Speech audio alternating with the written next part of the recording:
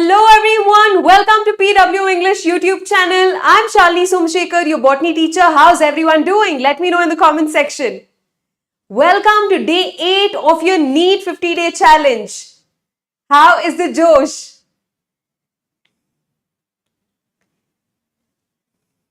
I hope all of you have kind of revised and come to today's session. In today's lecture, we are going to be covering the chapter Anatomy of Flowering Plants.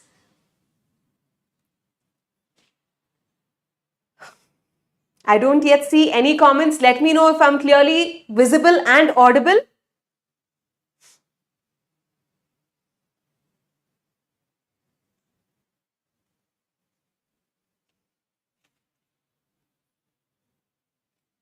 I can't see the font clearly. The chats, could you please increase the size? Just give me 1 minute.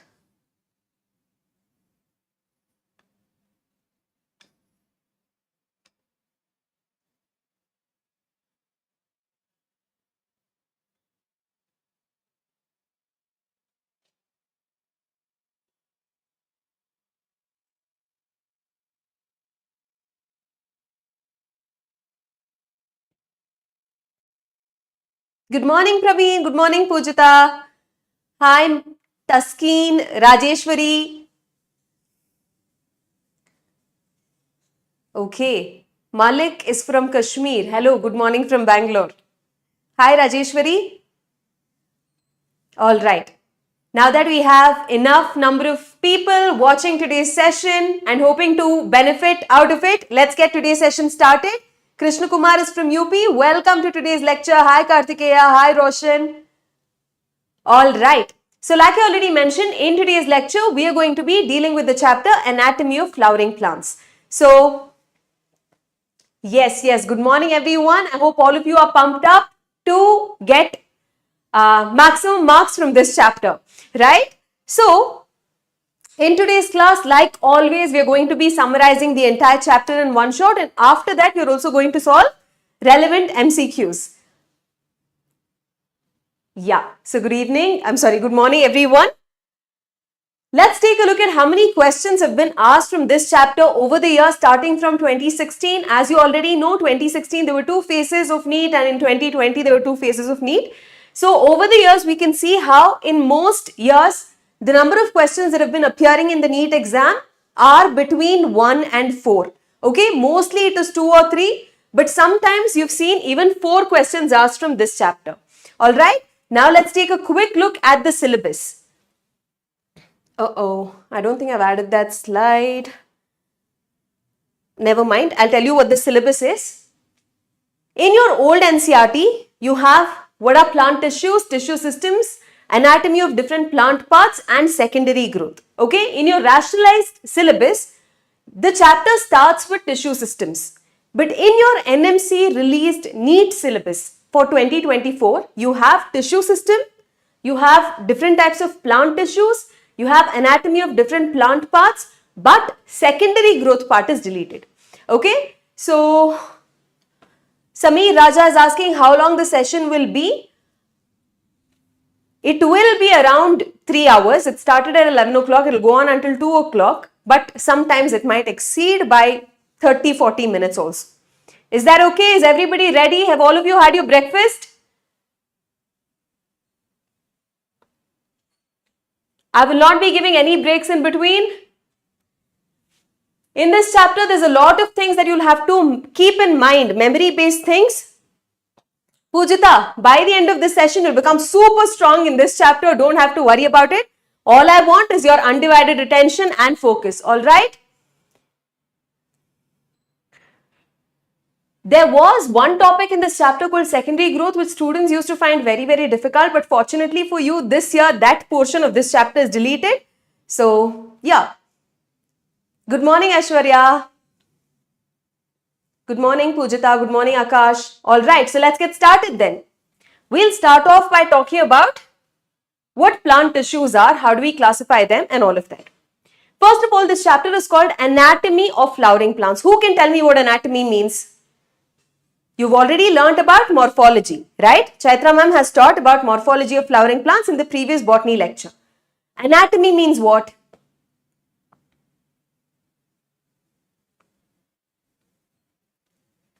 Priyanshi, जो भी notes मिलता है आपको इस session के बाद, उसमें ही आप रिवाइज कर सकते हैं, उससे ही आप रिवाइज कर सकते हैं, ठीक है? हाय सिंचना, good morning. Yes. So anatomy, in anatomy, we basically learn about the internal structure. Okay, over here we are studying about the anatomy of flowering plants. So we are going to focus on what all are the tissues that we find inside of angiosperms of flowering plants. So in angiosperms of flowering plants, basically we will be talking about three different types of organs. We learn about what is the anatomy of fruit, what is the anatomy of shoot, and what is the anatomy of leaves. All right. So first, we now know that anatomy is basically a branch of biology where we study about the internal structure. Morphology is easier to study. You don't need any fancy equipment. You look at a plant and you can tell, okay, the leaf is like this, the flower is arranged like this, the petals are arranged like this. All of that you can study in morphology easily. But in anatomy, we are studying about what are the different kinds of tissues that are present inside of the plant. In order to find out what tissues are present inside of the plant, we'll have to cut the plant and look inside under the microscope. So that is how we basically learn about the different types of tissues. So in this chapter, in the first part, we'll first learn about what are the different types of tissues that we can find in plants. Okay. So first part, we learn about different types of tissues. In the second part, we will learn about how exactly are they located within different plant organs. We learnt about parenchyma. Where is parenchyma inside the root? Where is parenchyma within the leaf? What kind of parenchyma do we have inside of the stem? So first we learn about tissues. Later we will see how exactly it is arranged inside of different plant organs. Is that okay? Everybody clear?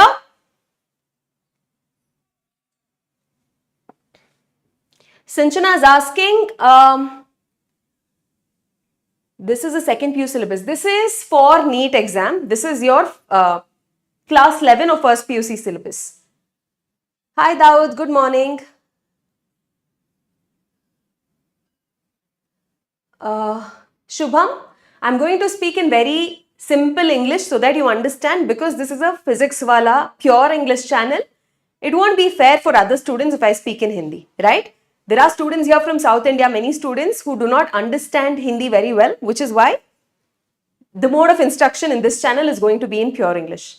Okay? All right. Now that everyone is ready, let's get started with the session. That's enough introduction we've had. So, inside of plants, we see different types of tissues. About tissues, you've been learning since 9th grade, if I'm right. Right? So, what are tissues?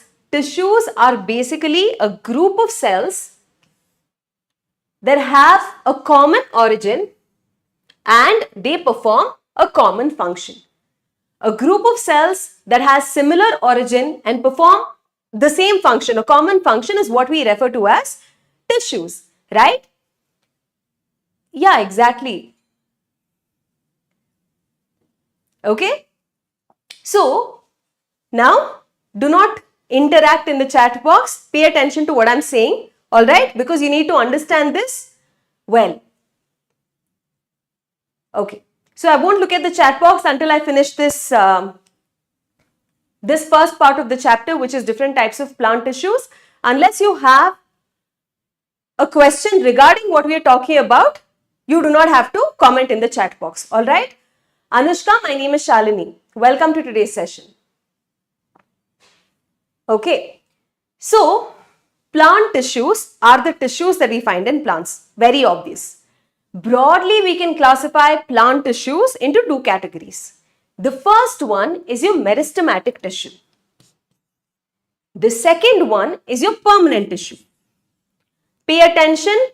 Do not talk in the chat box. All right. Plant tissues, two broad categories. One is meristematic, one is permanent. So, what is the basis for classification of plant tissues into these two categories? This classification is based on whether the cells in these tissues have the ability to divide or not. Whichever cells or whichever tissues have the ability to undergo cell division, those are called meristematic tissues. So in these tissues, you can find cells that are actively dividing. Constantly one cell is dividing to become 2, 2 cells divide to become 4, and they are increasing the number of cells in the plant. As opposed to meristematic tissues, in permanent tissues, we have cells that have lost the ability to divide. They can no longer divide. So they are called permanent tissues. Is this clear? Meristematic has the ability to divide. Permanent tissues have lost their ability to divide. Okay. Now, let's learn about meristematic and permanent tissues individually. Yes, Praveen, meristematic tissues will contribute to the growth of the plant. We'll get into the details of that in a little while. Okay. Now, let's focus on meristematic tissues. Meristematic tissue, what does the term meristematic mean? Like most words in biology, this term meristematic also is derived from a Greek word called meristos. Meristos means to divide or divided. Since the cells in this tissue are constantly undergoing cell division, we call them meristematic tissues. Okay? So, in plants, you do not find meristematic tissues anywhere and everywhere. There are specific regions at which these meristematic tissues are present, and those parts of the plant are called meristems. So, meristems are those specialized regions in the plant where you can find actively dividing meristematic tissue. Is that clear? Arohi, you're asking about differentiation. Differentiation, we will learn about that in the chapter Plant Growth and Development. Alright? So, yeah, meristematic tissues constantly dividing cells, and they are present in specific regions in the plant. Those specific regions where meristematic tissues are present is called meristems. Now, there are multiple ways to classify meristematic tissues further. One of the ways is based on their location. Like I just mentioned, meristematic tissue is present only in certain regions of the plant. Depending upon where exactly they are present, we can categorize them into 3 different groups. The first one is your apical meristem. Apex means what? We've heard about the root apex, shoot apex. We are aware of the term apex, right? Apex basically is the tip. So, the type of meristem that is located at the tip of the plant's root tip and the shoot tip is what we call apical meristem. So, where are they present? They are present at the root and the shoot tips. What is the second type of meristem? The second type of meristem is your intercalary meristem. What does inter mean in general English? Inter-class competition, inter-college competition. Inter means what? Inter means in between, right? So, intercalary meristem is found in between something. What is it found in between? It is found in between mature tissues or permanent tissues, right? So, Ravi, yes, we will be completing this chapter in today's class. Throughout the series, every day we are going to pick up one chapter and finish that entire chapter in the same lecture. Okay? Alright. So, intercalary meristem are those meristems that are present in between mature tissues. Finally, we have lateral meristems. What does lateral mean in general English? Lateral means sides. The term lateral means sides. Lateral meristem occurs in mature regions of root and shoot of plants at the side. So, what exactly do we mean by side? For example, if you think of this as a root, okay? So, if you think of this as a shoot, let's say it is a dicot stem. When you take a longitudinal section of this dicot stem, when you cut it like this, you can see lateral meristem on the sides. It will be present in the form of a ring inside the stem of dicotyledonous plants. You can think of it like a refill present inside a pen. You know, in ball pens, you have a plastic outer body. Inside that, you'll have a refill, right? If the plastic outer body is like your stem, inside that, like a ring, like a cylindrical structure, you can find second lateral meristems present. Okay? A is saying it's not present in the syllabus. If you take a look at the NMC updated syllabus, tissues is present. Okay, it's not there in your rationalized syllabus, but it's there in your NMC released syllabus for Neet 2024. Alright, so far we've spoken about two different classifications. First, plant tissues categorized into meristem and permanent. What is the basis for this classification? Whether the cells have the ability to divide or not. Whichever has ability to divide is meristematic, whichever has lost the ability to divide is your permanent tissue. Then we focused on meristematic. In meristematic, based on location, based on where it is present, we have three different kinds. At the tips, apical. In between permanent tissues, intercalary. Like a ring laterally, it is lateral meristem. Is this clear? Now let's focus on each of these one by one. Starting with apical meristem. Like I already mentioned in the beginning, apical meristem, apex means tips. So apical meristem is of two types. One is your root apical meristem and the second one is your shoot apical meristem. Root apical meristem, as the name itself indicates, is present at the tip of your root. Here is an illustration that you can see in your NCERT textbooks. This is your root meristem. This is the root, and here, wherever I am highlighting in pink color, over here at the tip of the root is where you can see your root apical meristem. If you remember, you learnt about the different regions of root in morphology of flowering plants, right? You have the root cap, you have the region of meristematic activity or the meristematic zone, then you have region of elongation, you have region of maturation. So over here, we are talking about the same meristematic zone. Okay, you have the root cap and within that, inside that, you have the root apical meristem. Now, what is the function of this root apical meristem? Like I already mentioned, the cells in the meristem are constantly undergoing cell division. One cell becomes two, two cell becomes four, like that it goes on dividing. At these regions, the number of cells is constantly increasing, right? Because there is an increase in the number of cells, the root will grow deeper into the soil. Okay, so these meristems, they are constantly dividing. What is the use of just going on dividing? It adds more cells to the plant. Because more cells are added to the plant will grow.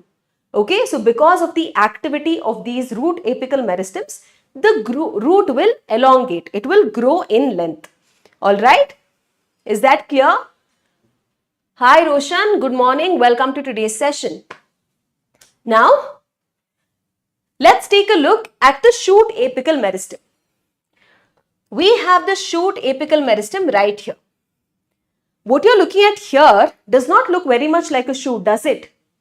Does it look like a shoot? At the shoot apical meristem, see this, okay, so let's say this is your stem. Let's say this is your stem and this is your shoot apex, right? The tip of the stem, the shoot apex. If you look at it, if you magnify that region and zoom into it and look at it, you can see that there will be a small mound kind of region there. That is your shoot apex. Okay. Remember, the shoot itself will give rise to your leaves, right? Before the leaves become very big and visible to your naked eyes, it will be very small. Okay. So these small leaf-like things arise from the shoot apex. These are called leaf primordia. These leaf primordia eventually will become leaves in future. Alright. So, over here you can see a label leaf primordium. Basically, this is arising from the shoot apical meristem itself. Okay. So, these are leaf primordia. These leaf primordia will eventually become your leaves. Alright. Now, let's talk about apical meristems. Like I already mentioned, it occupies the tips of roots and shoots. Here's one important thing that you need to understand. Here is one important thing that you need to understand. Here you have the shoot apex. I'm writing in the zoomed in version. Okay, I'm drawing the zoomed in version. At the root tip, you have cells. These are your meristematic cells, meristematic tissue, shoot apical meristematic tissue that is constantly undergoing cell division. On either sides of this, you can find small extensions that are going to become your future leaves. What do we call them? We call them leaf primordia. Okay, so here you have one leaf primordium, here you have another leaf primordium, and so on. As the leaf primordia start developing into leaves, the region of the stem between these two leaf primordia will start to elongate. Okay, so let's see after some time what happens here. You have your meristematic tissue, there's a new leaf primordia, and this one has started to become a leaf-like structure. As this happens, some of the cells in the meristematic tissue at the apex will be left behind here. Eventually, these become your axillary buds. Alright? Understood? How do axillary buds form? During the formation of leaves, whenever leaves are forming, like I just showed to you, whenever leaves are forming, some of the cells will be left behind from the shoot apical meristem. Some of the cells in the shoot apical meristem will be left behind, and those become your axillary buds. About axillary buds, you've learnt in the chapter Morphology of Flowering Plants, right? Axillary buds, they have meristematic tissue. The axillary buds can develop into a branch, it can develop into a flower and all of that. Shahil is fasting today. I think your rosa is starting from today or yesterday. Okay. One thing is when you're fasting, you're more focused. Okay, so that's an advantage for you. And happy holy month of Ramzan. Okay. So this is one point that you'll have to remember. How do axillary buds form? Shoot apical meristem, whatever cells are there, those cells, some of them will be retained or left behind at the axil and they become the axillary buds. You must remember this. Alright. Now, let's focus on intercalary meristem. I already said inter means in between. Intercalary meristem is present in between your mature tissues. What is their function? They are usually found in monocot plants. Alright. So, they occur in grasses which are monocots, and whenever herbivorous organisms graze on these plants, whenever cattle like goat, cows, buffaloes feed on these grasses, they quickly regenerate, right? To regenerate, whichever part is removed by these herbivores, these intercalary meristems are helpful. Will you remember that point?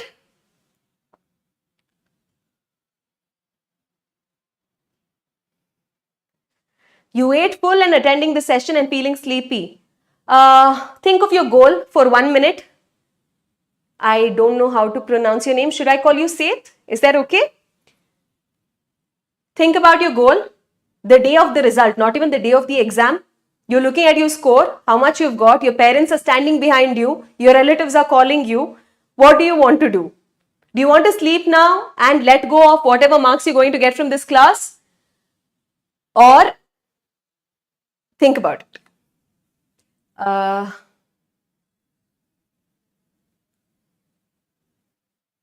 Okay, fine. So that's about your intercalary meristem. Now, let's talk about lateral meristems. So here you can find your lateral meristems. Lateral meristems are not found in all plants. You mostly find them in dicots only. Okay. So lateral meristems, they occur in mature regions of the root and shoot of many plants. Like I already mentioned, they are cylindrical. I told you the example of pen and refill, right? If pen is the stem, then the refill inside, you can think of it as the lateral meristem. Why are we calling it lateral? Because if you take a longitudinal section of the pen, you can see two lines of the refill, right? So that is how it's going to appear here. But inside it is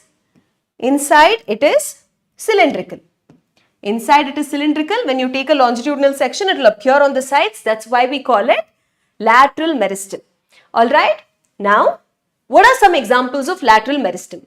Earlier, you had to learn about secondary growth. There you could understand very well about what lateral meristems are, what are its different types.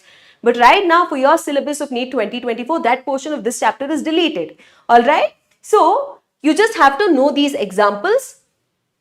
Fascicular, vascular, cambium. Basically, cambium, whatever you learn about cambium, no? Cambium are lateral meristems, okay? Fascicular vascular cambium, interfascicular cambium, and cork cambium. These are examples that you'll have to remember. Is that clear? All right, Arohi, all the very best. Is that clear, everyone? Sujal, what is the harsh reality? Happy Holi to you too, Arohi. Hi Prashanti, welcome to today's lecture. Is it clear so far, everyone?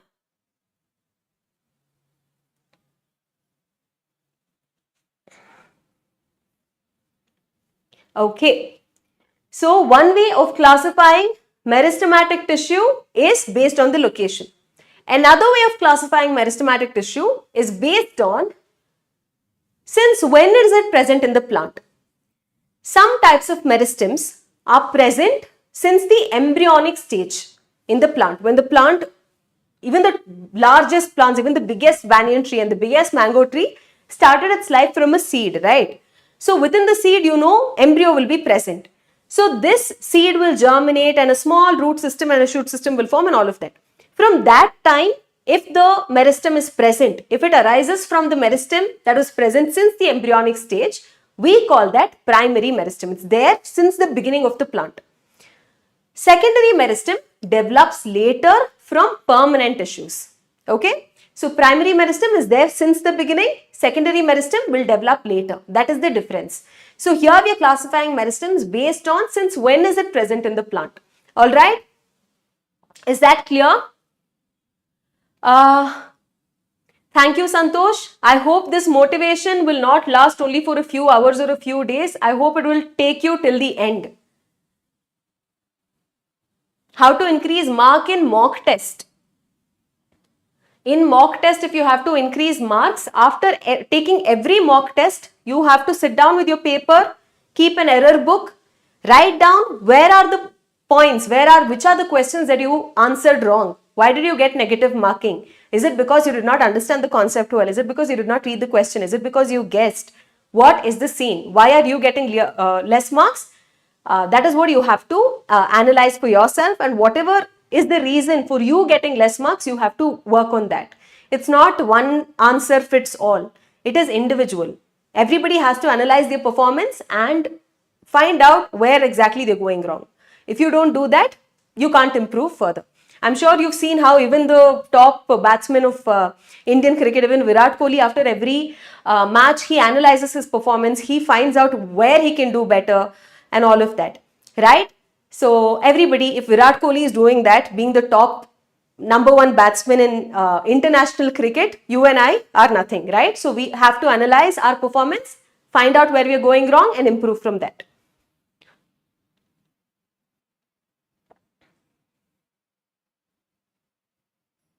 Apical meristem is found at the tips, root tip and the shoot tip. Ravi Kumar, apex means tip. Apical meristem is found at the root tip and the shoot tip. Okay, so this is about meristematic tissues. I hope it is clear. Primary meristem will result in primary growth.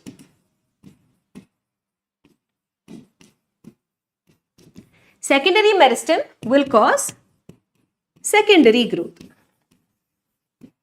Now, what is the difference between primary growth and secondary growth? Primary growth is basically increase in length.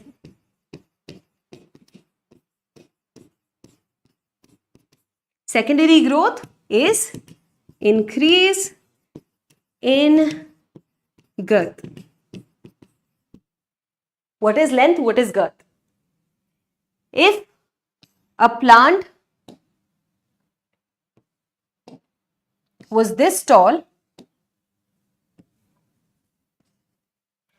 then if it becomes taller, that is your primary growth. If it's increasing in length, that is your primary growth. What is your secondary growth? Increase in girth. If a plant that was this becomes like this,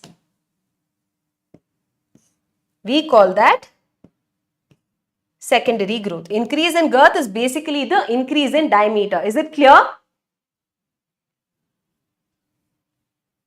Which type of meristems that we've studied so far do you think will cause an increase in the length of the plant? Which type of meristem will cause increase in the length of the plant? Apical meristem and intercalary meristem, right? Examples for that is your apical and intercalary meristem. So there was one cell here, it became 2, it became 4, it became 8, and they are increasing in number, and it's causing an increase in the length of the plant. Okay. What happens in secondary meristem? Example for that is your lateral meristems. Over here, I told you it is on the side, right? So if this is the stem, this is the LS, inside that you have the lateral meristem. If you take a section of it like this, if you take a section of this like this, a transverse section, you can see that this is the stem. Inside that, like a cylinder, you can find your lateral meristem. So here you have a ring of cells. Whenever these cells divide in this plane, right, there will be more cells added inside and outside.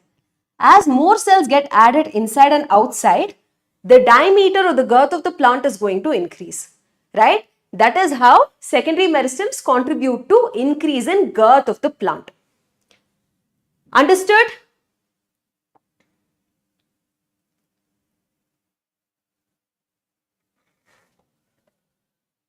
Is it clear so far? Primary growth, primary meristem causes primary growth. Examples are these. Secondary meristem causes secondary growth. Primary growth is increase in length of root and shoot. Secondary meristem is increase in girth. One thing that you should remember at this over here is very, very important. Primary growth you see in monocots and you see it in dicots as well. Secondary growth, you observe this only in dicots. What does that mean? Whatever meristem is responsible for secondary growth is present in dicots only, it's not present in monocots. Is that clear?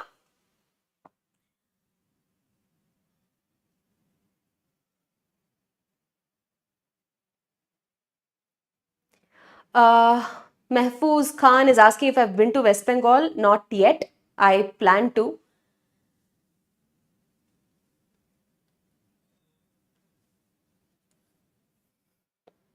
Okay. So Shahil and Ravi Kumar says it's clear so far. So let's move on and talk about the permanent tissues. I will quickly recap whatever we've learned so far. First, we started with plant tissues. Basis for classifying meristematic permanent is depending upon whether ability to divide is there or not. If they can divide meristematic, if they can't divide, it is permanent. Then we spoke about meristematic tissue. Meristematic tissue we classified based on two criteria. First criteria, where is it present?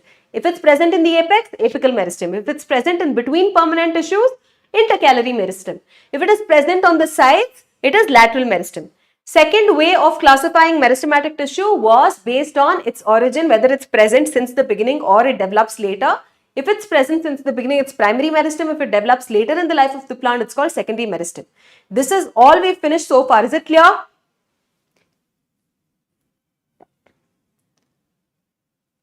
Okay, I hope so. Now, let's talk about permanent tissues. What are permanent tissues? Permanent tissues are also derived from meristematic tissue. Once the cell stops dividing, it gets specialized and takes up specific functions inside a plant. For example, you may have seen how after MBBS, they do specializations, right, in MD. Like you want to be you would want to be a gynecologist, you would want to be a pediatrician. So you do your specialization. Over there, specific to what kind of patients you treat, you develop your skills, right? Very similarly, even in plants, once the cells stop dividing, they should do some of the other job in the plant. Depending upon which job they do, they specialize themselves, right? So if they have to provide mechanical strength to the plant, they will get specialized in one way. If they have to perform photosynthesis in the plant, they will get specialized in one way. If they have to, help in conduction of food or water, they develop in one way. So depending upon what function they perform in the plant, they will become specialized. And then we call them permanent tissues. So permanent tissues no longer divide unless, in very rare cases you find them dividing. They lose the ability to divide and they take up specific functions in the plant according to which they will get specialized. Is that clear? Now, yeah. So they become specialized. Two things you should remember. They become specialized and they lose the ability to divide. Permanent tissues can further be classified into two types depending upon whether in that tissue there's only one type of cell or within that tissue you can find more than one type of cell. If they are tissues, permanent tissues that no longer divide, they are specialized, all of the cells in the tissue are of the same type, then we call it simple permanent tissue. If within the same tissue you have more than one type of cell, you call it complex permanent tissues. Alright? So in simple permanent tissues, all the cells in that particular tissue will be similar. In complex permanent tissues, you will have more than one type of cell that are working together performing the same function. Alright?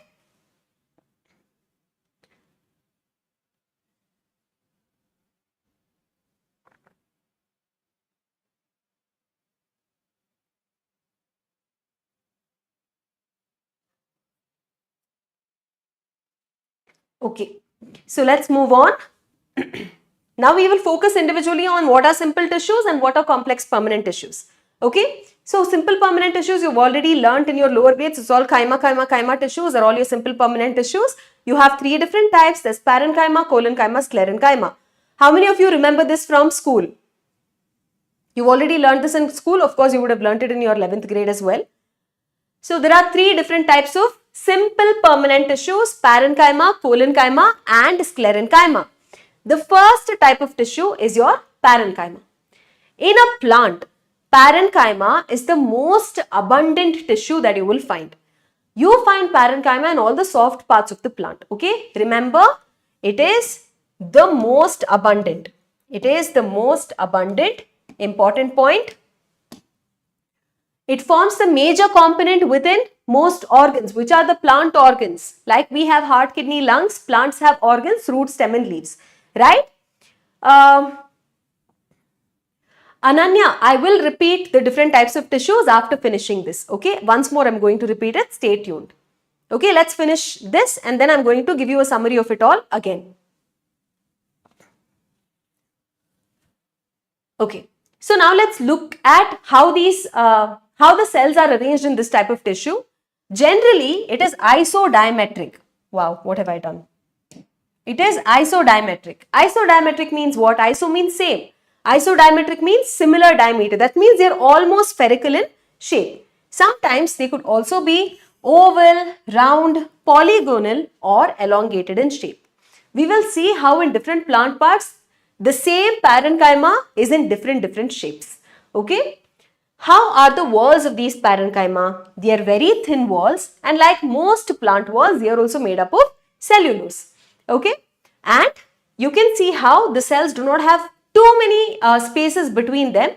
They are somewhat closely packed and they will have some spaces in between. They will have some spaces in between. These are called intercellular spaces. Inter means in between. They are present between cells. So it is called intercellular spaces. So intercellular spaces can be found. What is the function of this? This is the major type of tissue that you find in plants. It's present in roots, stem, leaves, every part of the plant. So its function basically, it has many functions to perform. In the leaf, it is responsible for photosynthesizing. Sometimes in the root, it could help in storage. In some parts, it also secretes certain substances. So basically in plants, parenchyma performs many different functions in different parts of the plant. Okay. Yeah, when we come to phloem mahfuz, we'll discuss all those important points and exceptions. I have made a note of all that. When we get to that point, we'll discuss that. Okay.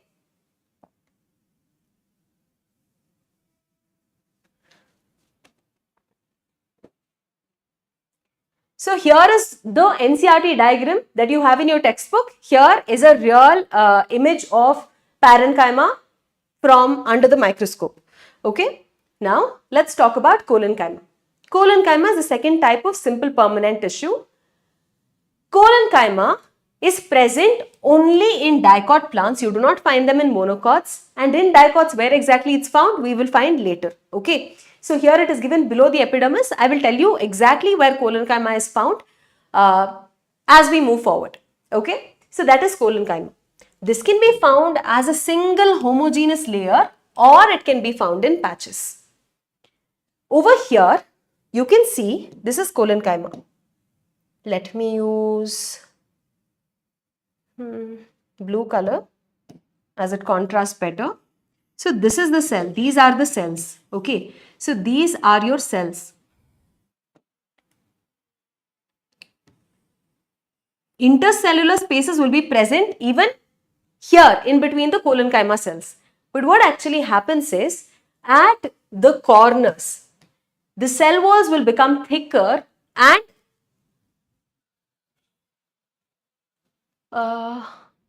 okay. And that is because of the deposition of cellulose, hemicellulose and pectin. Important point, make note. The spaces between cells in collenchyma, at the angles, you can find the deposition of cellulose, hemicellulose and pectin. What shape can you find this in? This can either be oval, spherical or polygonal. Sometimes collenchyma can contain chloroplasts, and when it contains chloroplasts, it can perform photosynthesis. It does perform photosynthesis. Because there is thickening of all of these substances, you do not find any intercellular spaces here. Because they have very thick cell walls, they provide mechanical support. Okay. So they are present in young stems and petioles as well. They provide mechanical support for the plant. Collenchyma also provides mechanical support. Sclerenchyma also provides mechanical support. Collenchyma is a living type of tissue. Sclerenchyma is a dead tissue. So collenchyma is called the living mechanical tissue.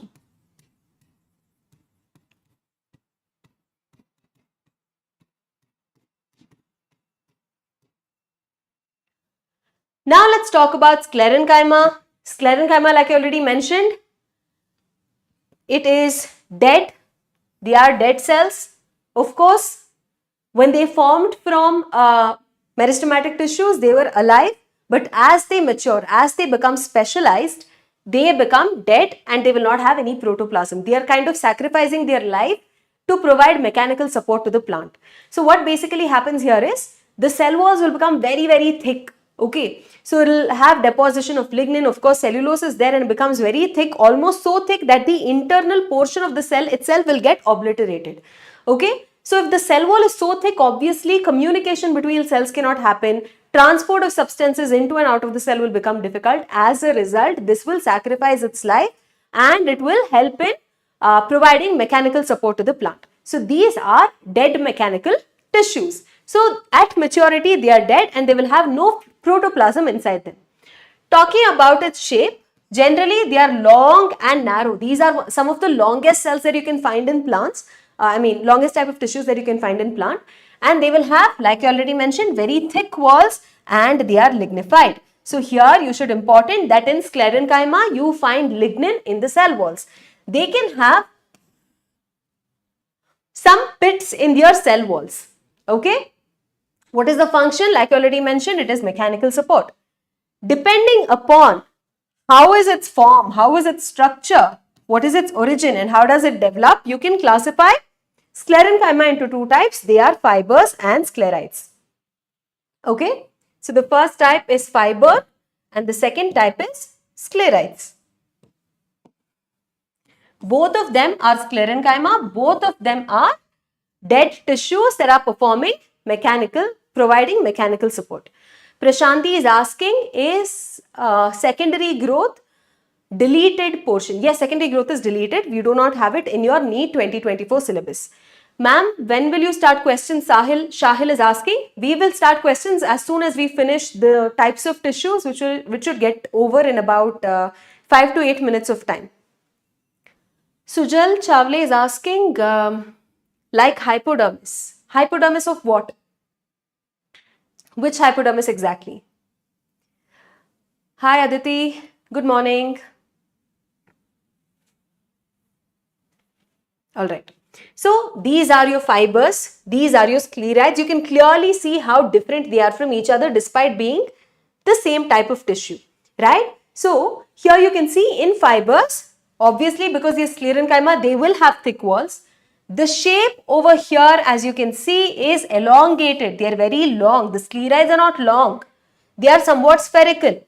But here you can see these are elongated and they have pointy ends. These are called tapered ends. They are tapering at their ends. They are becoming narrower at the ends, right? So that is fibers. Generally, these fibers occur in groups. Where can you find them? You can find in so many different parts of the plant. We will talk about it moving forward. Okay? Let's talk about sclerites. Sclerites, because these Sclerenchyma, obviously they will have thick walls, but inside they will have very narrow cavities. You can see this is the lumen. This is the portion, empty portion within this cell, the sclerite. This entirely is the wall. That is how thick the wall is. Okay? The shape, generally they are spherical or oval. Sometimes they could be cylindrical as well. In the fruit walls of nuts, in the pulp of guava, pear and sapota, whenever you eat these apples and pears and sapota, you know how you feel like a gritty texture, right? That is because of the presence of sclerites in the pulp of those fruits. It is also found in the seed coats of legumes like your beans and peas, the seed coat, the peel of the seed. You can find it in that, and you can also find it in leaves of tea. Okay, so these are some locations where you can find sclerites. That's about Sclerenchyma. Now let's solve some questions related to the simple permanent tissues of plants and meristematic tissues. Is everyone ready? I think someone was asking when we are going to start questions.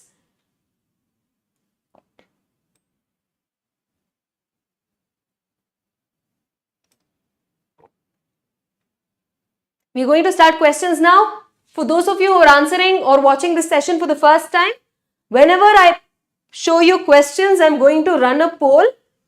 You have to type just the option in the comment box. Before you start participating in these quizzes or polls, you have to register on Unity. I think you have to enroll on Unity. The link will be pinned in the chat box. Okay. So let's get started. Here is our first question. I'm going to give you like 30 seconds to answer this question. Read carefully before answering. Hi Harsh, good morning. Intercalary meristem is related to all except it is present between permanent cells. It is primary meristem. It increases the girth of the axis. It regenerates part of grasses that are removed by grazing herbivores. What is the correct answer? There's confusion between option C and A. Many of you are saying C, some of you are saying A. I understand why some of you might be saying A. The correct answer to this question is option C. So, 6 questions, Akash, Santosh, Rehan, Sujal, Aditi and Suresh have answered correctly.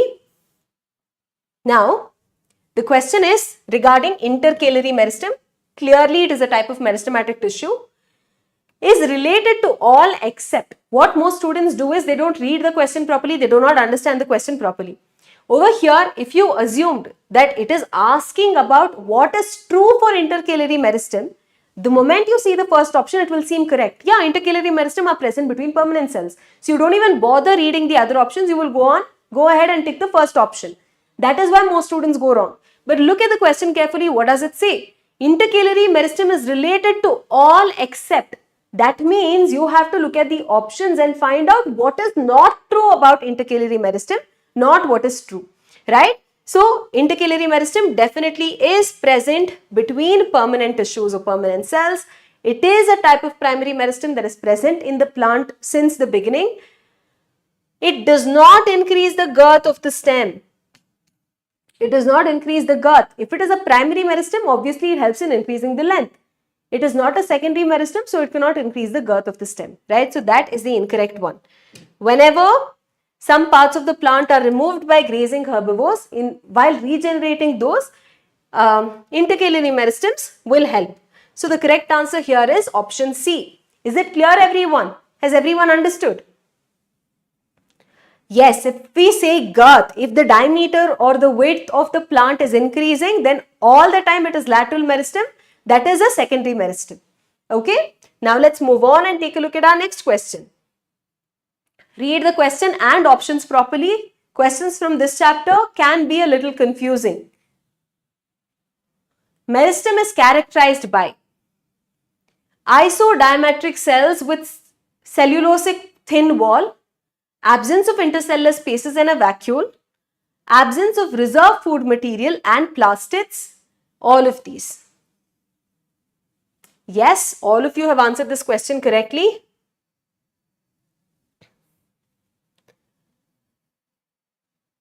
Okay, still there is some confusion, I think.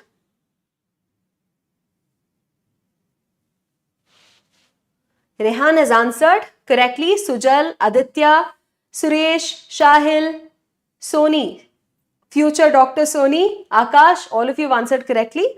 The correct answer to this question is option D. No confusion here, I guess. It's a very simple question that does not need any explanation. Let's take a look at our next question here. Remember, I put a star when I spoke about this. Thickening material present in the wall of Collenchyma is pectin, cellulose, hemicellulose, lignin, cellulose, hemicellulose, hemicellulose, suberin, cellulose, suberin, pectin, cellulose.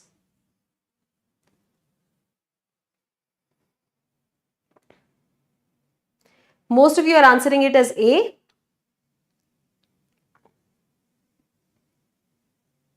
Yuvraj is like A 100 times. Aditya is following Yuvraj. Okay, so the correct answer to this question is option A. Future Dr. Soni, Akash, Aditya, Lakshman, Suresh, Sujal, Santosh, Rehan, Yuvraj, Shahil, all of you have answered correctly. What makes the difference in your leaderboard is how quickly you've answered. Okay, 100% correct answer. This is so happy. I mean, this is so good. Pectin, cellulose and hemicellulose, these are the materials that are present in the wall of Collenchyma. Where do you find lignin? Who can tell me where we can find lignin? Lignin is found in which type of tissue? It is found in the wall of which type of tissue?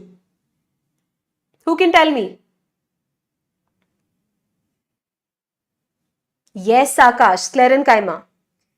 Hi Srinivas, good morning. I'm doing great. Thank you so much for asking. I hope you're doing good too. Permanent tissue is a very vague answer. You have to tell specifically Sclerenchyma. Okay. Now, let's move on. Very simple question. Which of the following tissues is made up of thin-walled cells? Sclerenchyma, parenchyma, scleride, xylem fiber. You shouldn't be taking much time to answer this. Very simple question. Yes, the correct answer right here is option B. 80% of you all have answered correctly. The correct answer is option B.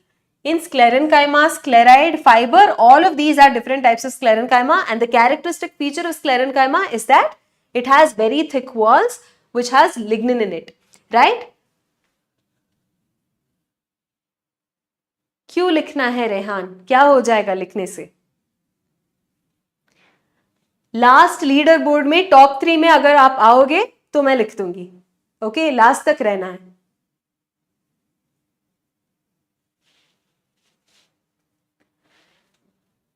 Next question.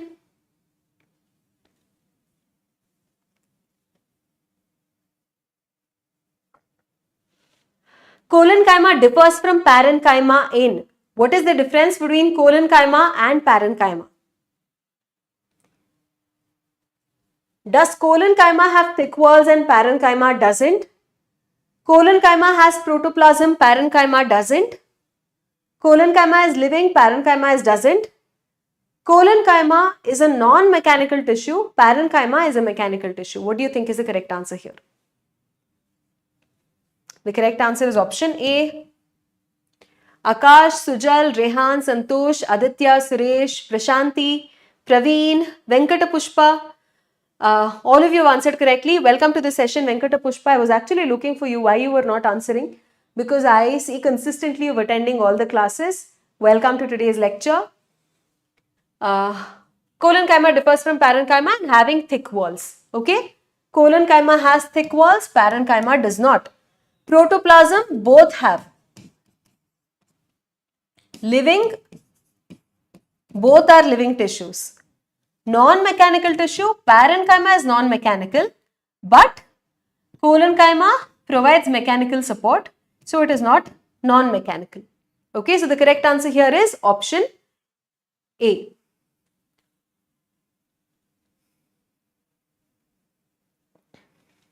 Hi Aditya, good morning. My name is Shalini. Yes, we can try the video call later towards the end of the session.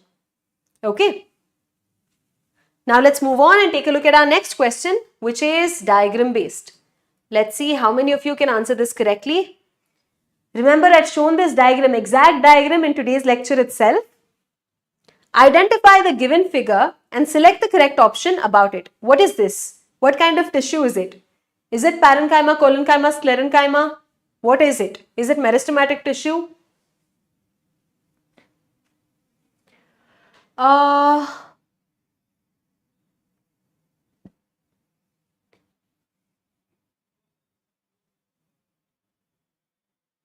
Thank you so much, Mission Aims. I hope you accomplish your mission.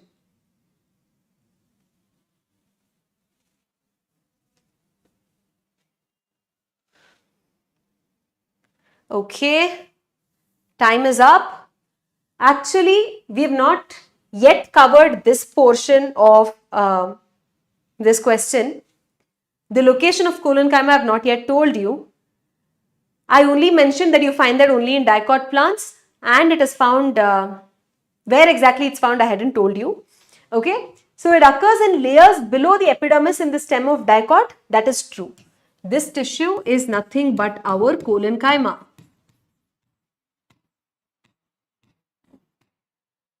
It consists of thin walled cells without thickenings, not at all. It contains thickenings. And what are the thickenings made up of? We already answered that in another question, right? The cellulose, hemicellulose and pectin. It has intercellular spaces. No, it does not have intercellular spaces. It is a dead mechanical tissue. Absolutely not. It is a living mechanical tissue, undoubtedly. It is a mechanical tissue, undoubtedly, but it is living, right? So the correct answer to this question is option A. Yes, that is where you find collenchyma in dicots. So correct answer, Rehan, Soni, Aditya. Is this a real name? How do I call this? Akash, Suresh, Santosh, Priyanshi, Sujit, Lakshman, Venkata Pushpa. All of you have answered correctly. Alright, now let's move on and take a look at our next question. Sujal, it's all right. You don't have to apologize to me. Right now, you see and analyze. While you're attempting these questions, try and analyze why is it that you're getting confused. Have you not understood the concept properly, or have you forgotten? Or are you not reading the question correctly? So what are the reasons why you're getting answers incorrectly? You have to make note of that. Only then you can improve. I want you all to consider every question that you're getting here as a question in your final NEET exam. You have to read it with the same focus that you would be reading in your final NEET exam. Alright? So the question here is, which of the following is not the function of a simple tissue that forms the main component within organs? Which tissue are we talking about here? Who can tell me? It is a simple tissue.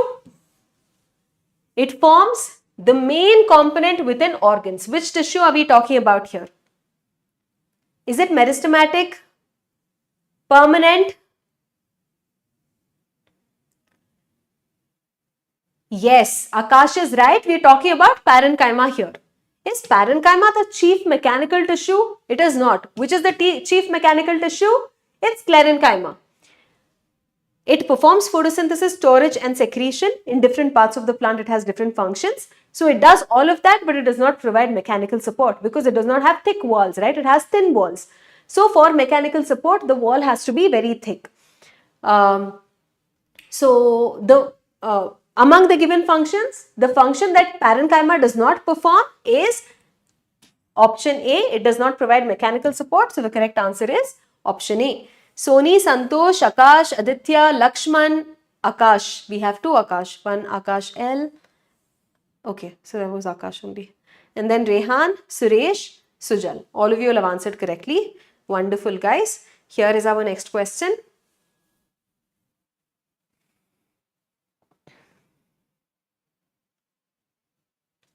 Okay, so Rehan is saying that he is in 9th grade. Good. If you're able to answer most questions correctly while being in 9th grade, you can do very well in Neet.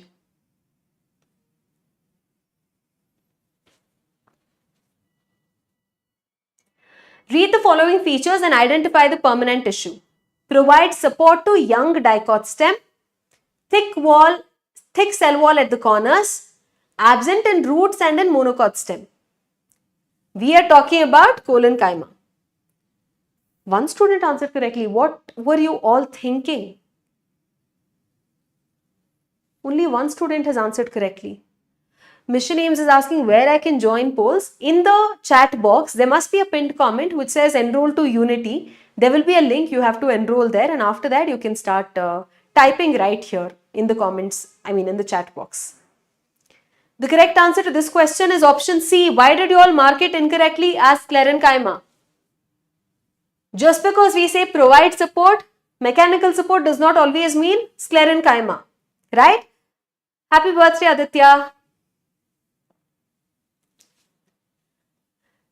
Okay, so here you see thick walls are present only in the corners, that is collenchyma, right? Absent in roots and monocot stem, it is collenchyma.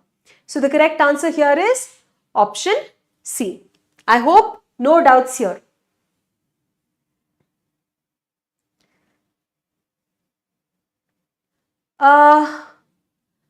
Fawad, are you asking about Neet 24 or 25? Do you want to take a drop this year and join next year? If you're interested in Neet 24, there is a batch called Neet Championship. I think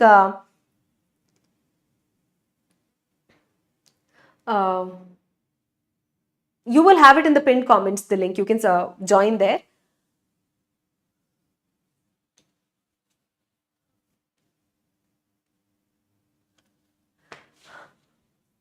Heart Hacker, what is your real name? Oh, for 25, I think there will be some droppers batch that will come up. You will be notified. I think the notification will come around May. So if you stay tuned to the channel, you will get to know. Why is your phone lagging? Is it only me? I think it's only you, Shahil. Switch it off and turn it back on. Hopefully it will work. That is the only hack I know.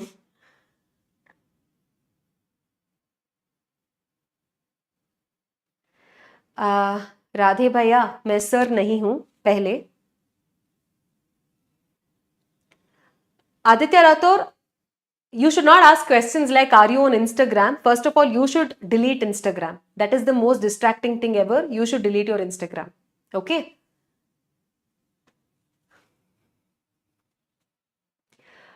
Yes, you can, but it requires a lot of work. It's not impossible, but it's not easy.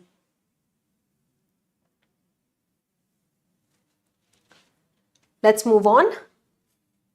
Now let's talk about, we finished talking about simple permanent tissues. Now let's learn about complex permanent tissues.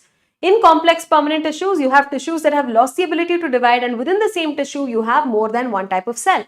You have two types of complex permanent tissues. That is your xylem and phloem. Both of them are conducting tissues. Xylem helps in conduction of water and minerals. Phloem helps in the conduction of food. This you know from lower grades, right?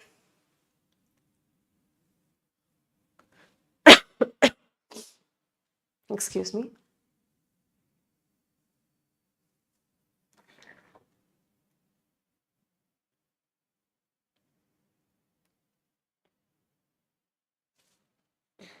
All right. So, xylem, like I already mentioned, is the conducting tissue for water and minerals. Xylem, along with helping in conduction of water minerals from across different parts of the plant, also provides mechanical support to the plant. Okay. I already said that xylem is a complex permanent tissue. Complex permanent tissues means there will be more than one type of cell present in it. In xylem that we find in angiosperms, in flowering plants, there are 4 different elements that we find in xylem. The first one is your tracheids, second one is your vessels, third is your fiber, fourth is the parenchyma. We will discuss about each of these one by one. Tracheids. Tracheids are, okay, so tracheids and trachea, water conduction happens through these two. Both of these help in conduction of water. Both tracheids and trachea will have a lumen inside it. It's like a tube. So through those tubes, water can get transported across different parts of the plant. Tracheids are elongated tube-like cells. Whatever you're looking at here, these two are your tracheids. Okay, so this one and this one are tracheids. Like Sclerenchyma, they will also have very thick walls that are lignified. As you can see here, towards the end, they become narrow. They are called tapering ends. Vessels are not like that. Look at the tracheids. Towards the ends, these dead cells will have tapering or pointy ends. Okay? Inside, there is no protoplasm. Remember, their function is to transport water. If there's a lot of protoplasm and organelles and nucleus and all of that inside these cells, transport of water will not happen effectively, efficiently, right? Therefore, at maturity, these cells are dead and their insides are empty. As a result, water transport can happen very easily. All right? So, they are dead without protoplasm. Inner layers of the cell will have various types of thickenings, that is tracheids for you. Now let's talk about vessels. Vessels are also called trachea. One important thing that you should remember about this is they are found only in angiosperms. This is the characteristic feature of angiosperms. That is an important point you must keep in mind. You know angio, where have you heard about the term angio? Angio is angioplast, blood vessels. Vessels are called angio, right? So here also vessels are called angio. That is why flowering plants are called angiosperms. That is because only in flowering plants or angiosperms you find these vessels. Okay? Compared to the tracheids, these are wider. Okay? They are also long and cylindrical tube-like structures. This is one vessel cell. On top of this, you will have another. On top of that, you will have another. So, many cells are lined end to end and they form a long tube. Okay. So, long cylindrical tube-like structures are made up of many cells called vessel members. Each individual cell is called a vessel member. Similar to Sclerenchyma cells, here also they have lignified walls. They are dead at maturity and they have a lumen inside. Okay. Now, if this is one cell, this is one vessel member and on top of it you have another vessel member. Like that it will form a long tube of vessels. This will be the common wall between this first cell and the second cell. In this common wall, you can find many perforations. They are perforated. Perforations means holes or pores. So there are many perforations that you can find between the vessel members in vessels. Okay. So they are interconnected through perforations in their common walls. These are things that you will have to keep in mind regarding vessels. Vessels are found only in angiosperms. Alright, most important. Xylem fibers. Whatever Sclerenchyma fibers are associated with xylem, that is called xylem fiber. Like all Sclerenchyma fibers, even here the walls are very thickened. The central lumen is almost obliterated. The internal space or cavity is almost obliterated. That means the wall becomes so thick that there's almost no space inside, right? That is obliterated lumen. And this may or may not have septa. That means in between cells, cross walls may or may not be present.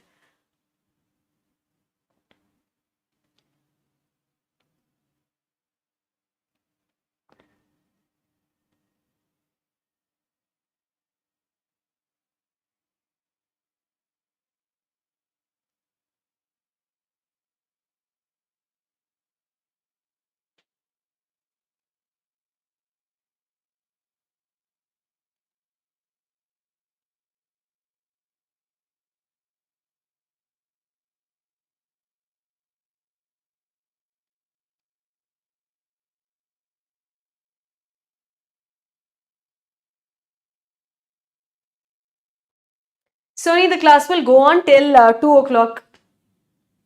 Okay? At least. Now let's take a look at xylem parenchyma. The parenchyma tissue that's associated with xylem is called xylem parenchyma. Parenchyma, as always, are living cells. They will have thin walls. Cell walls is very thin and it is made up of cellulose. Its function is to store food material in the form of starch, fat or tannins. These are very obvious things, right? So that's about xylem parenchyma. These are the 4 different components that we find in xylem. We saw how they look individually. Here is how the tissue looks. So here we have our tracheids.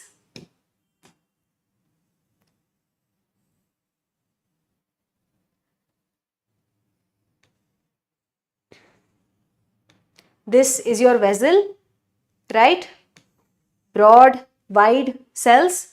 Here you have xylem parenchyma and here you have your fiber. This is the tracheid, fiber, vessel and parenchyma, all of them, different types of tissues coming together and performing the job, common function of transporting water across different parts of the plant. That is xylem for you. Sujal, could you please repeat your doubt? I do not know how far it has gone in...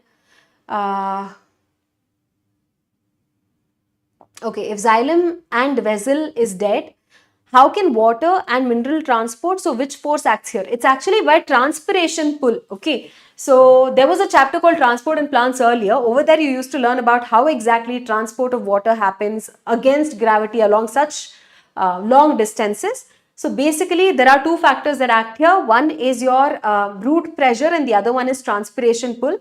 Because transpiration keeps happening at the leaves, at the top end of the plant, it keeps pulling water from the ground. Okay, you do not have that in your syllabus right now.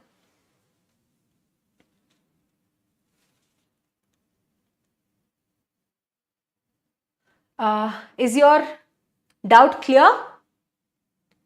Sujal?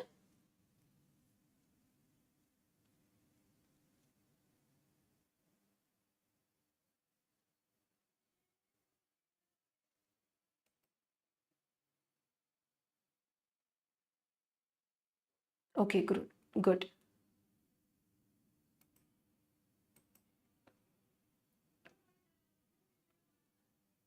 All right.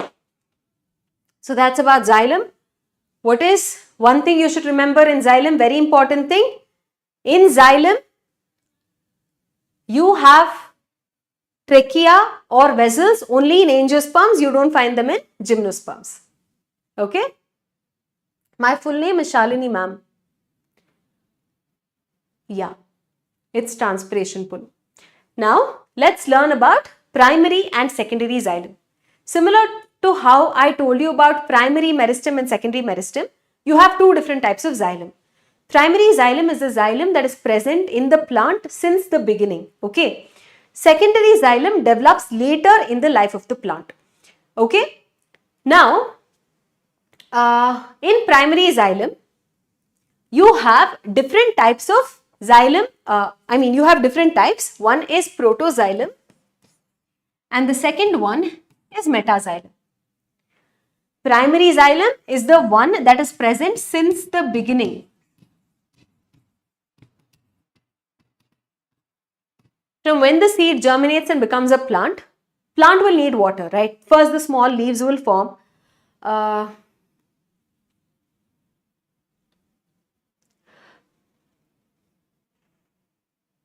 No, xylem is the water conducting tissue and phloem is the food conducting tissue.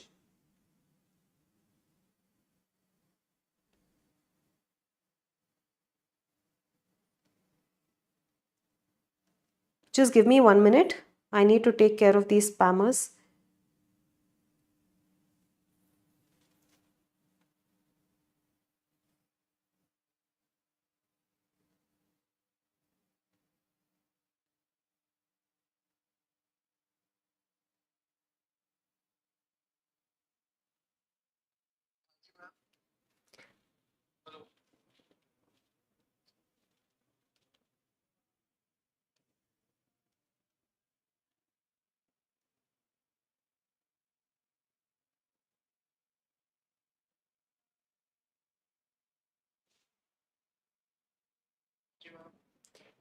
Sir, there are some spammers. Ma'am आप name मुझे text कर दो, वो same name के मैं block कर दे रहा हूँ, ठीक है? Okay.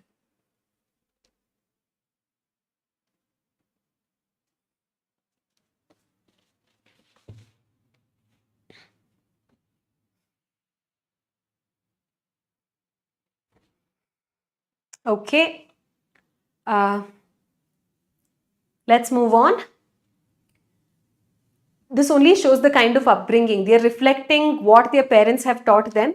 So just ignore it. All right. If you give them attention, they will become successful. Ignore it. They don't deserve attention. Now, like I said, primary xylem and secondary xylem are two different types of xylem. Primary xylem is present since the beginning. Secondary xylem develops later. So when the seed first germinates and become a chuttu tiny plant, it will first give out some leaves. Those leaves will start photosynthesizing. For photosynthesis, water is required. So the tiny roots that are there inside the soil, they will start supplying water to the leaves. Eventually, the plant will grow. As the plant grows and more leaves are formed, more xylem is required, right? So newer xylem will form eventually, right? So in the first formed xylem, you have two different types of xylem. One is protoxylem and metaxylem. In primary xylem, whichever xylem elements formed first, that is your protoxylem. Within primary xylem, whichever formed later, that is your metaxylem. Proto and meta are part of primary xylem itself. Okay, so do not get confused between primary, proto, secondary. Primary since the beginning, secondary develops later. In primary, which was first formed is proto, which was later formed is meta. The difference between protoxylem and metaxylem can be very clearly seen under the microscope. So when you look at xylem under the microscope, you can see how some of the vessels, look here, if this is a root or a stem, if I take a section of this, if I cut like one very thin slice of it, put it on a slide and look at it under the microscope, vessels are tubes. So if you cut a tube and look at it from above, it will appear like a circle, right? So these are tubes in the root or the stem. Because I'm cutting it like this and looking at it under the microscope, it is appearing like these circles. Vessels are tube-like, so they will also appear like circles. Whichever vessels will have a wider diameter, bigger vessels, larger vessels, they are the metaxylem. Whichever is first formed, they will have narrower lumen. Okay, so that is your protoxylem. In primary xylem, you have protoxylem and metaxylem. Depending upon how protoxylem and metaxylem is arranged in different parts of the plant, you have two different types. One is endark and the other one is exarch. Endo means what? Endo means inside. Exo means what? Exo means outside. What is inside? What is outside here? Protoxylem is small, metaxylem is big. Classification of endark and exarch depends on the protoxylem. This naming is dependent on protoxylem, the smaller xylem. If the smaller xylem elements are present towards the inside, as you can see here, so these are the protoxylem with smaller diameter, they are present towards the inside. Metaxylem that has wider lumen, they are present towards the outside.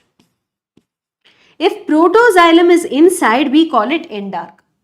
If protoxylem is outside, we call it exarch. Is that clear?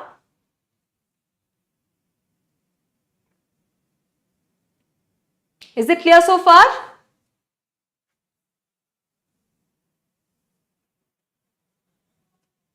All right. Where do you find endark? You find it in stems, both monocot and dicot. Where do you find exarch? You find it in the roots, both monocot and dicot. All right. Now let's move on and talk about phloem. We already know phloem is the food conducting tissue.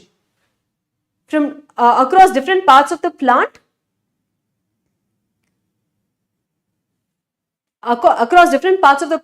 food is conducted through phloem. Because it is made up of more than one type of tissue, it's a complex permanent tissue. Similar to how xylem had 4 different types of cells, even in phloem you find 4 different types of elements.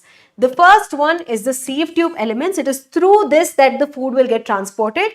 Companion cells are present, phloem parenchyma is present, and phloem fibers are present. This is common to both xylem and phloem. Even in xylem we found parenchyma, we found fibers. Even in phloem you will find parenchyma, you will find fibers. In xylem, tracheids and trachea helped in conduction. In phloem, the sieve tube elements is what is going to help in conduction. Okay. Now, let's talk about sieve tube elements.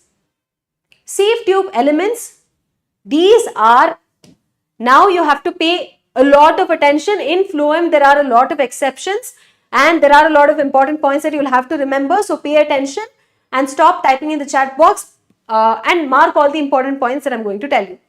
These sieve tube elements are found only in angiosperms. It is absent in gymnosperms. Then gymnosperms also have phloem. It is through phloem that food gets conducted in gymnosperms. If there are no sieve tube elements, how does food get conducted? Instead of sieve tube elements, they have cells called sieve cells. Okay, so via sieve cells, food gets conducted in gymnosperms.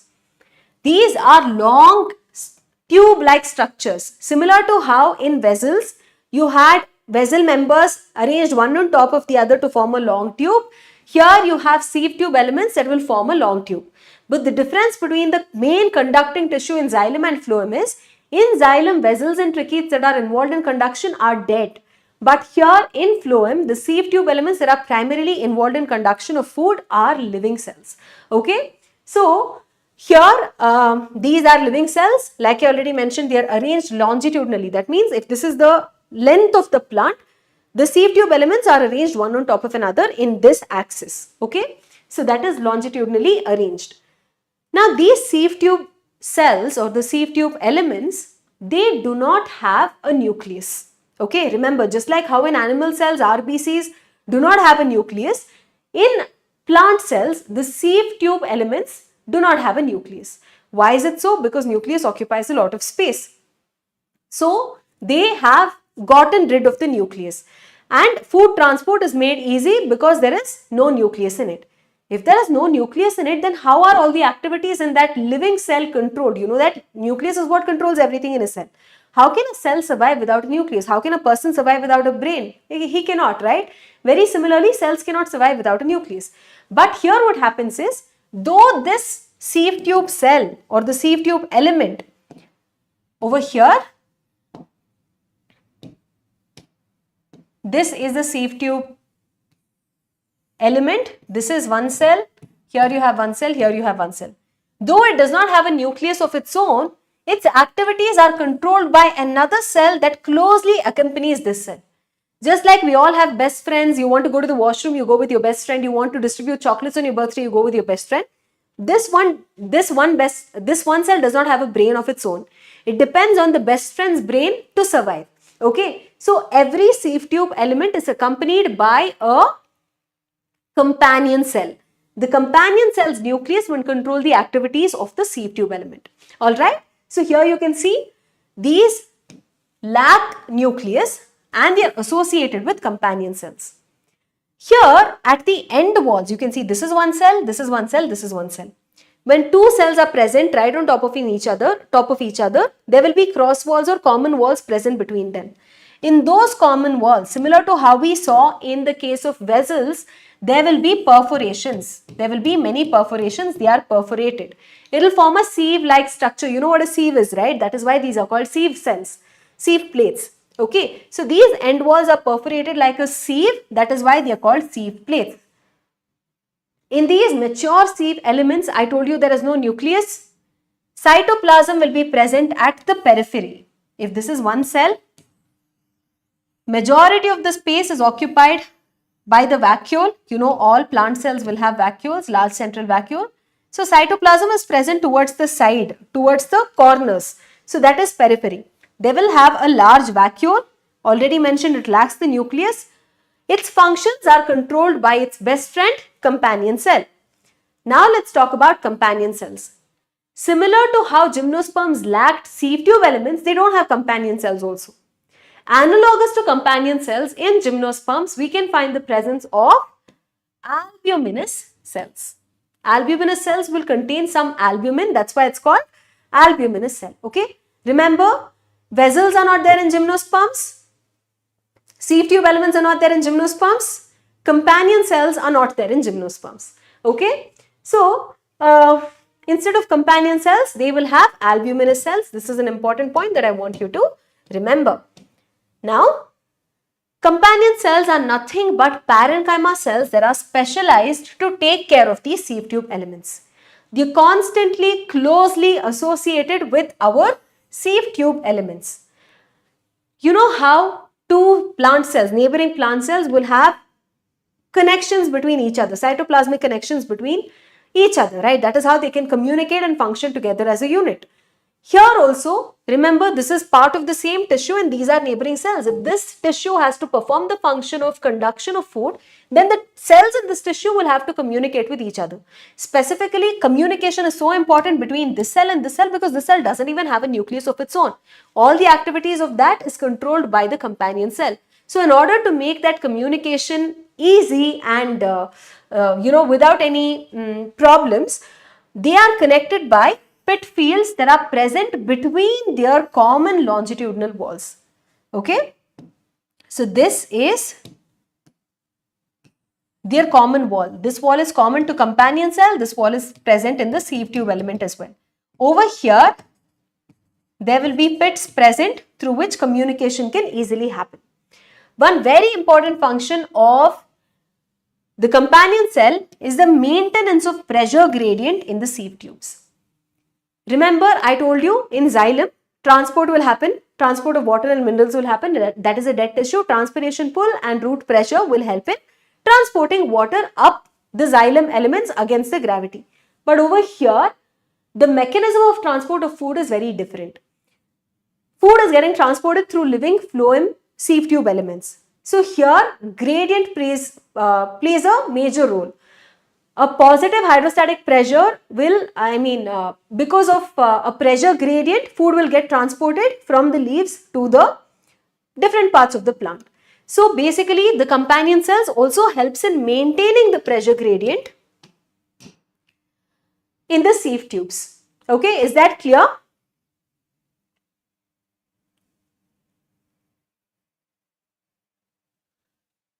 Phloem fiber is not living, phloem fiber is dead.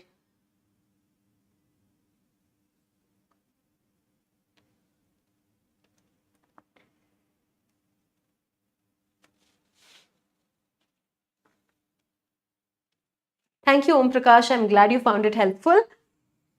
So that's about your companion cells. Now let's talk about phloem parenchyma. Another point you should remember here, phloem parenchyma is not found in monocots. It's generally absent in monocots. Okay? Like all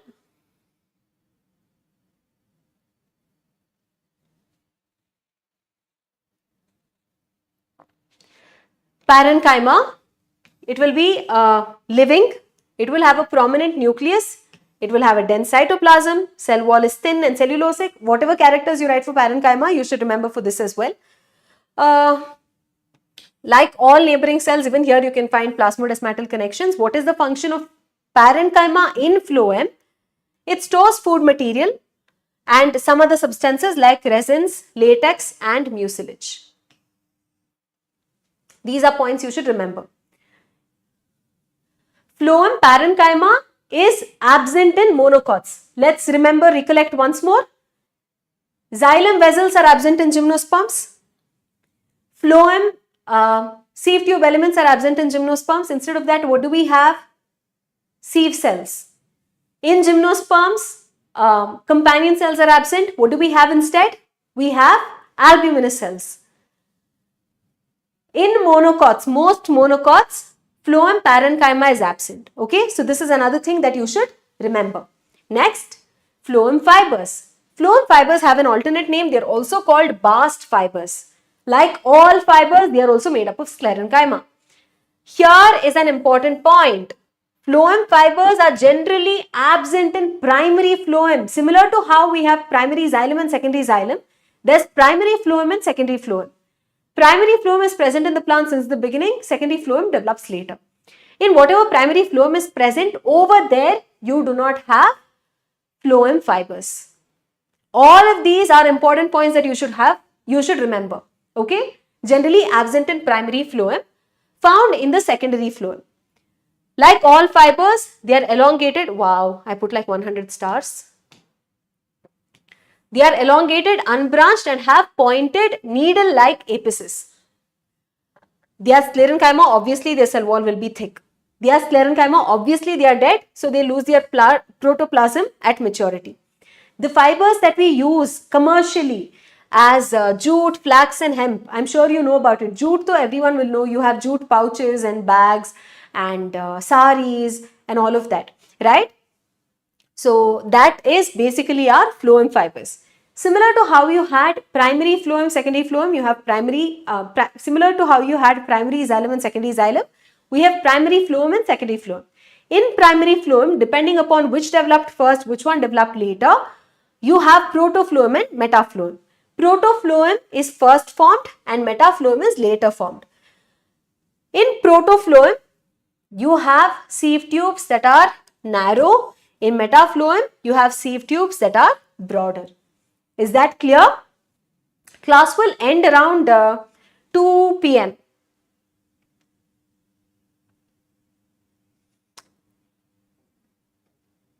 रटना नहीं पड़ेगा, समझना चाहिए.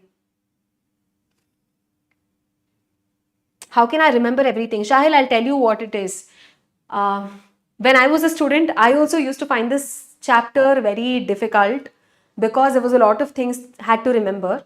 At this point, how I remember this is better is because of repetition. I've been teaching the same thing for the last 10 years, right? For 10 years, I'm repeating the same thing again and again for so many different batches of students that I remember it very well right now.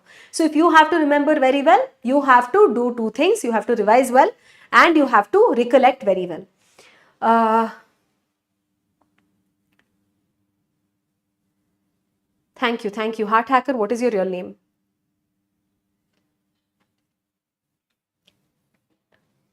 You have to revise frequently, Priyanshi. That is the only way. Congratulations, Rehan.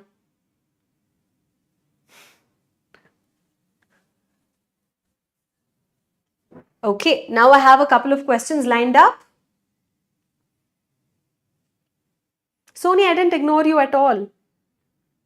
Yes, they have sieve cell but lack sieve tube. You should understand, no? So many messages are coming. Sometimes by mistake, I can't see. Also because the screen is so far from here, I will not be able to see. Okay, don't mind. Are you ready to solve a few more questions? Okay. Somehow I don't feel like that can be a real name. You're just making it up, Heart Hacker.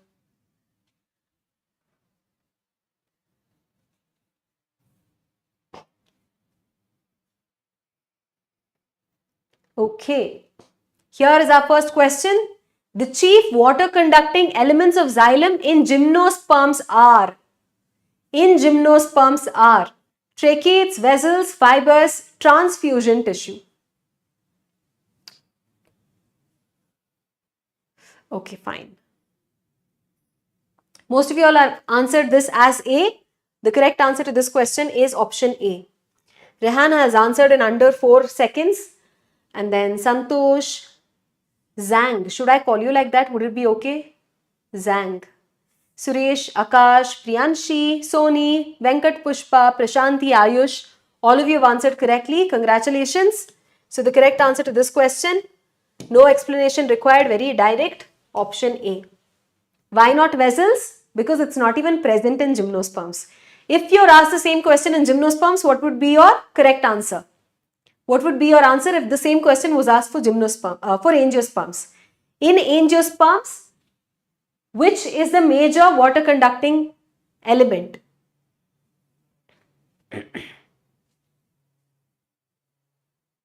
Yes, vessels, you're right.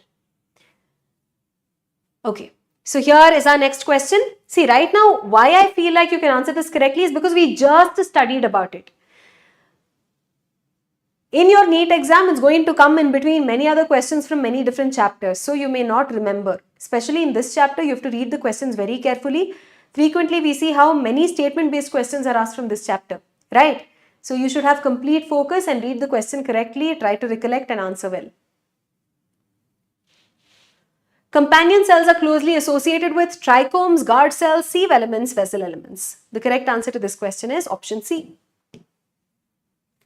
73% of you all have answered this correctly. Rehan, Santosh, Priyanshi, Soni, Akash, Prashanti, Venkat Pushpa, Ayush, Shahil and Cutina have answered correctly.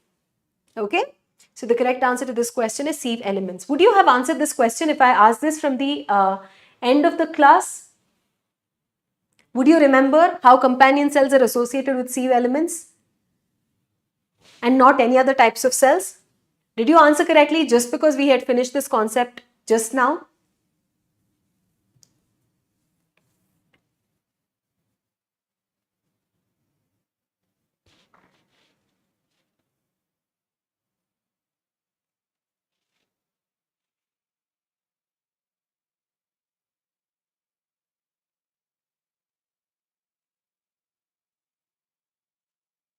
Phloem and gymnosperms lack albuminous cells, sieve tubes only, companion cells only, both sieve tubes and companion cells. What do they lack? Lack means they don't have it. They don't have both sieve tube elements and companion cells. So the correct answer to this question is option D.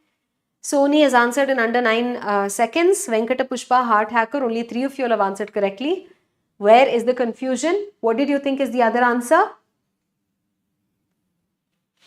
D to the power D. C to the power C. What do you mean? Sujal had gone outside. What was so important than a class, Sujal? Alright, let's move on and take a look at our next question. Thick lignified walls are not present in. Thick lignified walls are not present in. Conducting elements with tapering ends. What are conducting elements with tapering ends? They are our tracheids. Do tracheids have thick lignified walls? Yes, they do. Supporting elements of xylem with obliterated central lumen. That is the xylem fibers. Do they have thick lignified walls? Yes, they do. Cylindrical tube-like multicellular tracheary elements. They are our vessels. Do vessels have thick lignified walls? Yes, they do. Only living elements of xylem which store starch or fat. This is parenchyma. Do parenchyma have thick lignified walls? They don't. Right? So, the correct answer to this question is option D. There is a lot of confusion in this question. I think you've not read it properly or not understood it properly. Ayush is asking what obliterated central lumen means. I'll tell you what it means. Let's assume this is a cell. Okay, I'm drawing one random shape.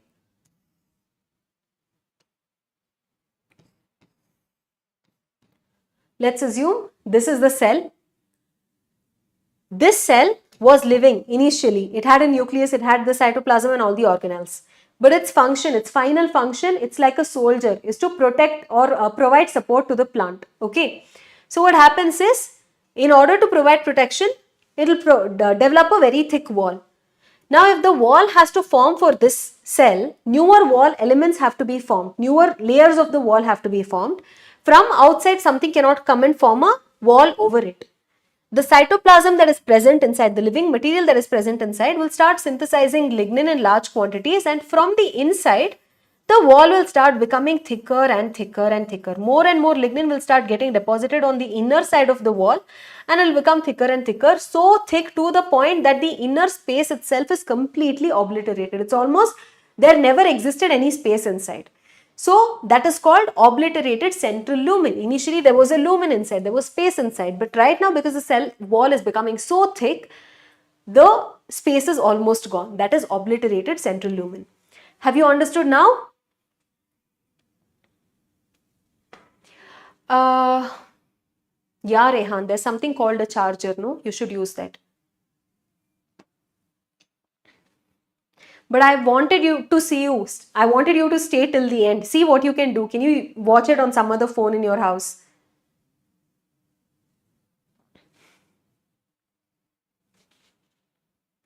Okay.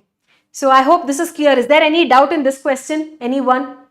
Over here directly they have not given the name of which type of cell they are talking about, and they have only described it. It is a conducting element with tapering end. So you should know we are talking about tracheids. It is supporting system of xylem that has obliterated central lumen. So you should know we are talking about fibers, right? Is that clear?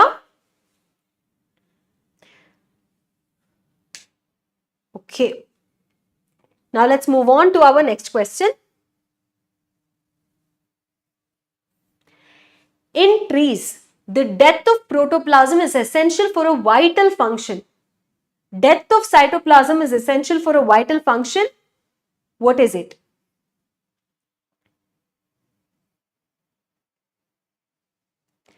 Is it for transport of food? Is it transport of water? Both 1 and 2 stomatal movements. I told you very clearly today. For xylem, transport of water, trachea or vessels are dead. But for transport of food through phloem, are the sieve tube elements dead? Are the sieve tube elements dead? They are not, right? So for transport of food, it is not required. For water transport, it is required. For stomatal movements, it's not required. So the correct answer to this question is option B. Only 2 people have answered correctly. Heart Hacker and Venkata Pushpa. Now let's take a look at our next question.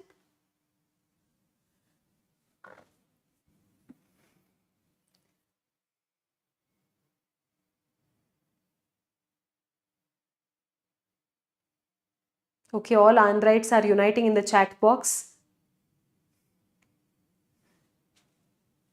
Take a look at the question and answer carefully. Socializing, making friends can happen later.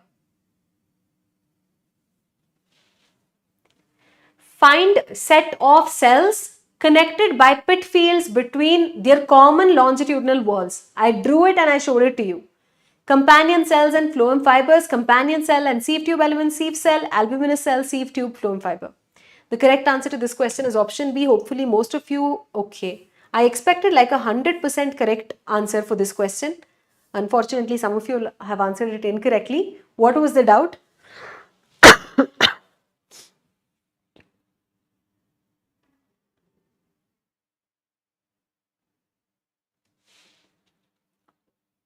What was the doubt here?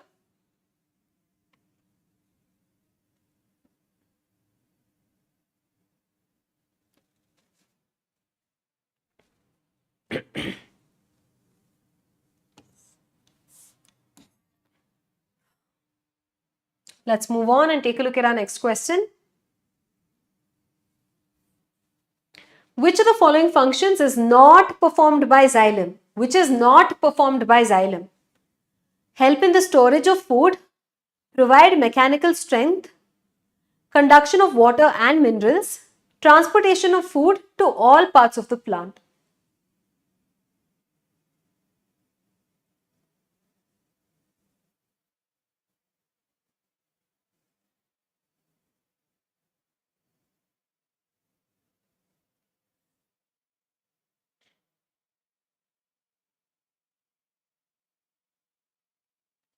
Very easy question. Because this job is done by Phloem. Next question. This is very lengthy. Akhil? It's okay. Kirti, Akhil? Focus on the class, please. Disturb చేయొద్దు. Class తర్వాత you can talk.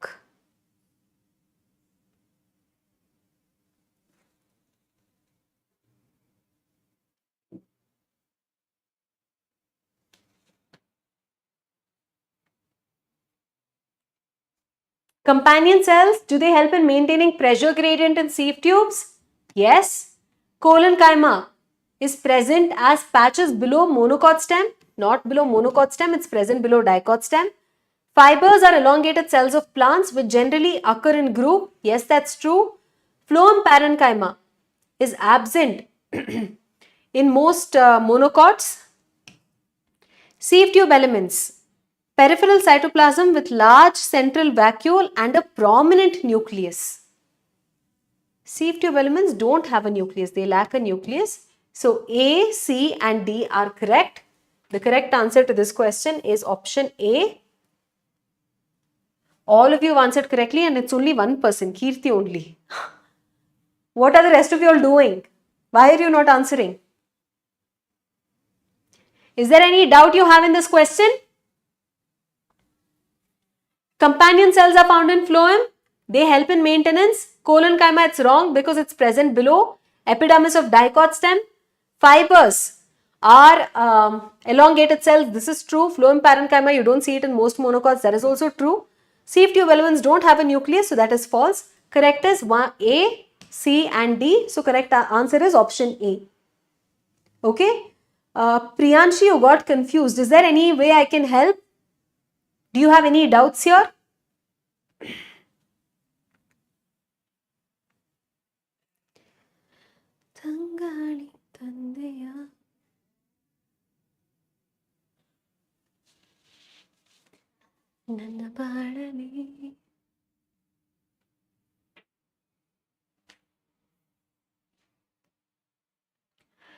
In most of the monocotyledons,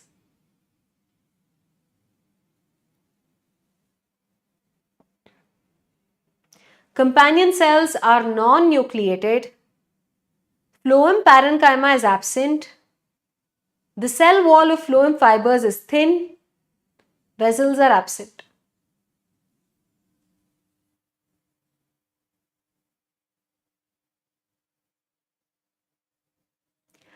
Akhil, I'm not a Telugite. I worked at Narayana for some time. I worked at an Andhra Institute for some time. So most people were speaking in Telugu there. So I learned little bit.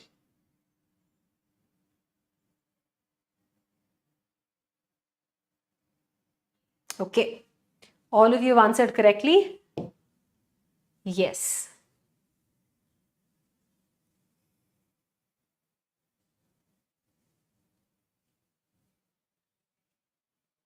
This is based on another question, another point that I said was important. डर क्यों लग रहा है?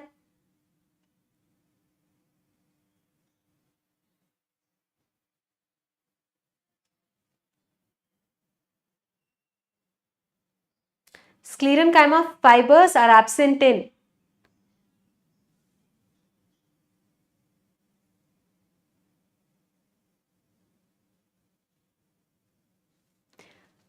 protophlloem. Primary phloem is the correct answer.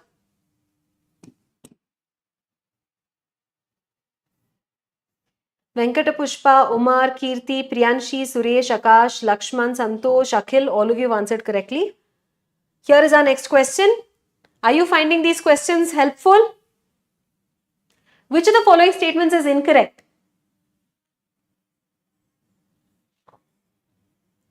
वो आप पे ही depend होगा, हो जाएगा नहीं हो जाएगा आप पे ही डिपेंड होगा, आप कितने प्रिपेयर्ड हो, आपका माइंडसेट कैसा है. उस पे ही डिपेंड होगा। मैं तो आपके परफॉर्मेंस को जानती भी नहीं हूं, मैं कैसे बता सकती?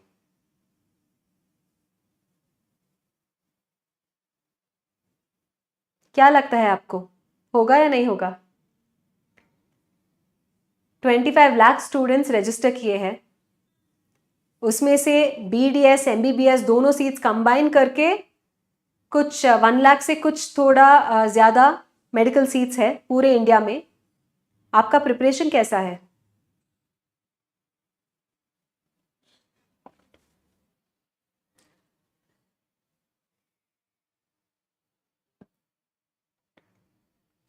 Gymnosperms lack vessels in the xylem, yes. Pulp of guava contains sclerites, yes. In roots, protoxylem lies towards the periphery and metaxylem towards the center, right? Phloem fibers are made up of parenchymatous cells? No, they are made up of sclerenchyma. Right? So the correct answer to this question is option D. Such a simple question. Why did you all not answer correctly? What is the doubt?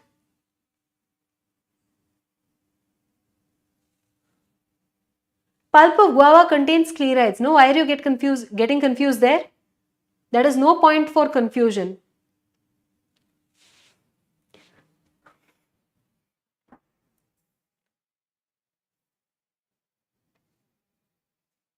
Last question for this set. After this, we'll continue with theory again.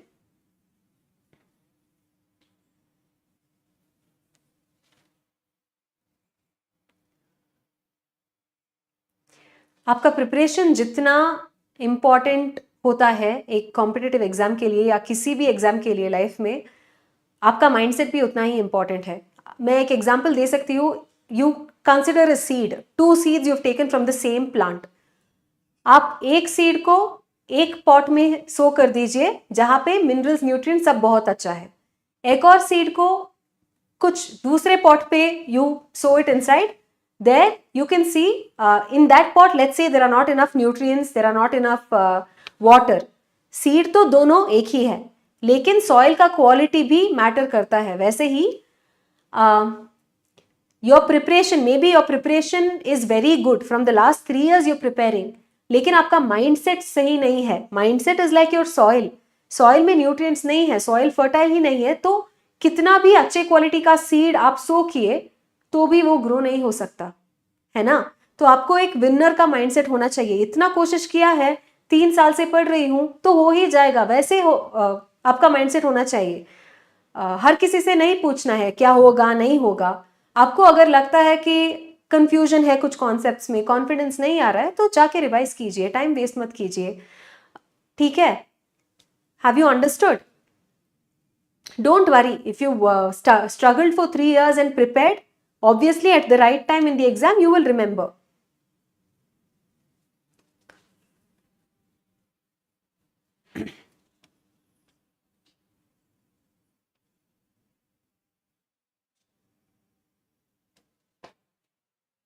Okay. Sclerenchyma fibers, are they thick-walled, elongated and pointed? Yes, they are. Occur in various parts of plant and generally occur in groups? Yes. Provide mechanical support to the organs? Yes, all of them are correct. So the correct answer here is option D. One student answered correctly. What is wrong with the unity poll? I have no idea.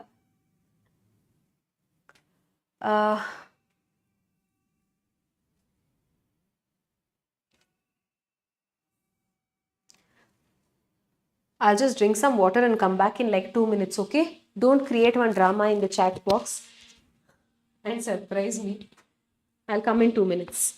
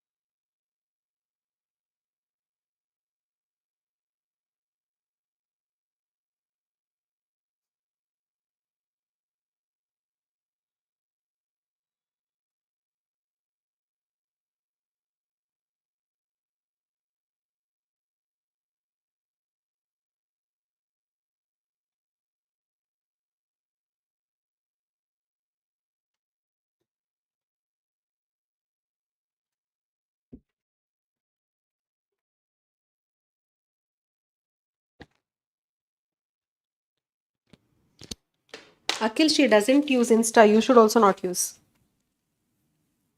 You should pay attention on the class. Okay, you have very few days left, probably less than 60 days left for your final NEET exam. Just remember about the competition and how hard you should be working.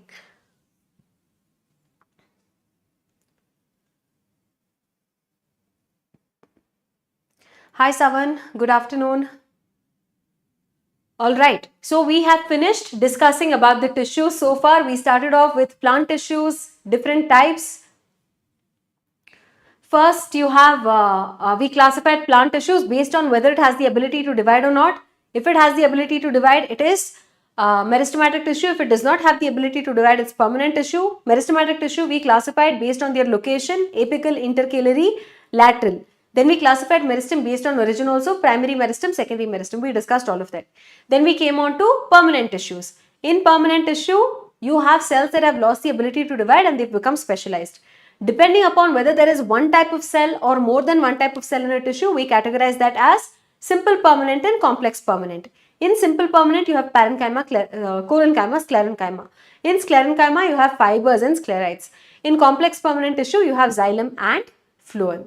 Okay? So, we've covered all of those in detail and we've discussed all the questions as well. Now, let's move on and talk about tissue systems.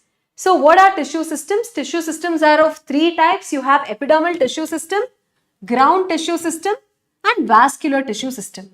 How do we classify these different tissue systems? It is classified based on its structure as well as its location.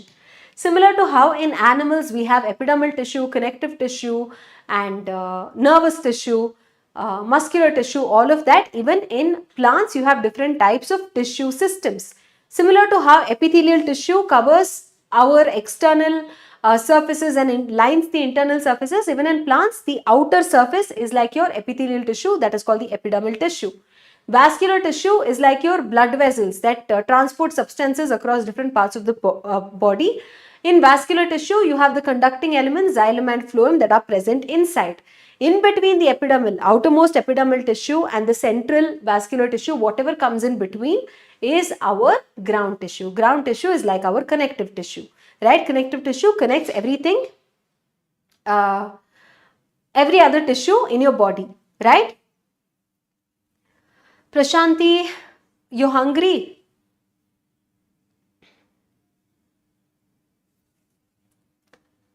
You can go and come back quickly. Okay.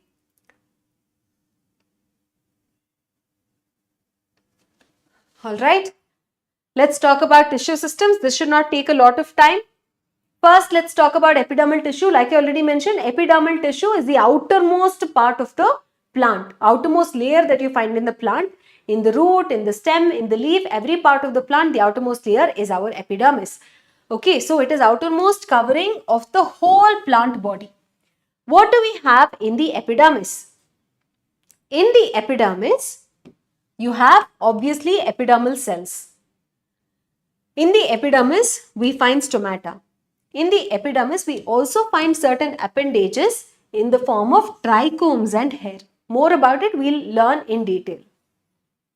Kirti, what is your doubt?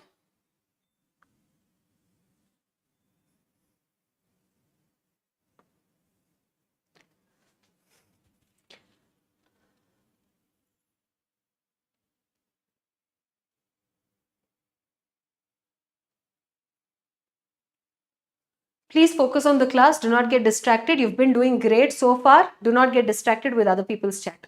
Okay? Yeah. So in the epidermal layer, we find epidermis, we find stomata and epidermal appendages like our trichomes and hair. In the epidermis, what is it doing basically? It is protecting the plant, right? It is the outermost layer. It is the outermost layer. Just like our skin is protecting us, epidermis is protecting the plant. What happens when you have cut in the skin? Bacteria and all these pathogens can enter your skin, right? Enter your body, right? Very similarly, epidermis is protecting the plant. So ideally, in the epidermal layer, there shouldn't be any spaces between the cells because its primary function itself is to protect whatever is lying inside. So here, it is made up of cells that are elongated and they are compactly arranged. They are arranged very close to each other without any spaces so that they can protect the plant very well. Generally, they are single layered, but there are cases where epidermis can be multiple layered as well. Okay. Epidermis is always made up of parenchyma. In these cells, there will be a small amount of cytoplasm and a large central vacuole like all parenchyma cells. So, if this is the root of the plant and we are taking a transverse section, epidermal cells are like this. Towards the outer side of epidermis, this is the inner side, this is the outer side. Towards the outer side of epidermis, you can find the presence of cuticle. Cuticle is a waxy layer that reduces the rate of transpiration. Okay, so in some plants you can find cuticle present on the outer side of the epidermis. Important point you should remember, cuticle is not present in roots. In roots, cuticle is not present. Okay, now on the outer side, epidermis can bear hair-like structures. In roots, they are called root hair. In stem, they are called trichomes. There are some differences between root hair and trichomes. Root hair are generally unicellular, whereas the trichomes that are present in the stem, they are generally multicellular. What is the function of root hair? You've learnt about the region of maturation where you have root hair present, right, in morphology of flowering plants. What does the root hair do? Root hair do, they basically increase the surface area that is available for absorption. The function of root is to absorb water and minerals from the soil. If there are root hair, the surface area increases. Because there is an increase in surface area, absorption of water becomes better, right? So that is the function of root hair. Stem hair are multicellular. In some plants, these multicellular trichomes can be branched and some they are unbranched. Sometimes they can be soft and sometimes they are stiff. In some plants, they even secrete certain substances and they can be secretory. What is the function of these trichomes? These trichomes help in reducing the rate of transpiration. Basically, they help in reducing water loss by transpiration. Is that clear? So, we finished cuticle, we finished epidermal cells, we finished appendages. What do we have left? We have stomata left. So what are stomata? Stomata are basically pores that you find on the surface of the plant. Mostly they are found in the leaves, sometimes they are found in the young stems as well. So stoma is singular. One single pore is called stoma. Stomata is many of them. It is plural form. So they are structures that are present generally in the epidermis of leaves, but you can find them in the young stems as well. Stomata are pores. They are not pores that are constantly open like your sponges. These pores, the opening of the pore can be regulated. They can be opened or closed depending upon the condition of the plant, depending upon the need of the plant. Just like how we have our security guards in our houses and offices and apartment complexes who allow selectively who should enter, who should go out, when he should open the gate, when he should close the gate. Similarly, there are cells surrounding this opening which guard the apparatus, the opening. Okay, so these cells will decide when the pore should open, when the pore should close.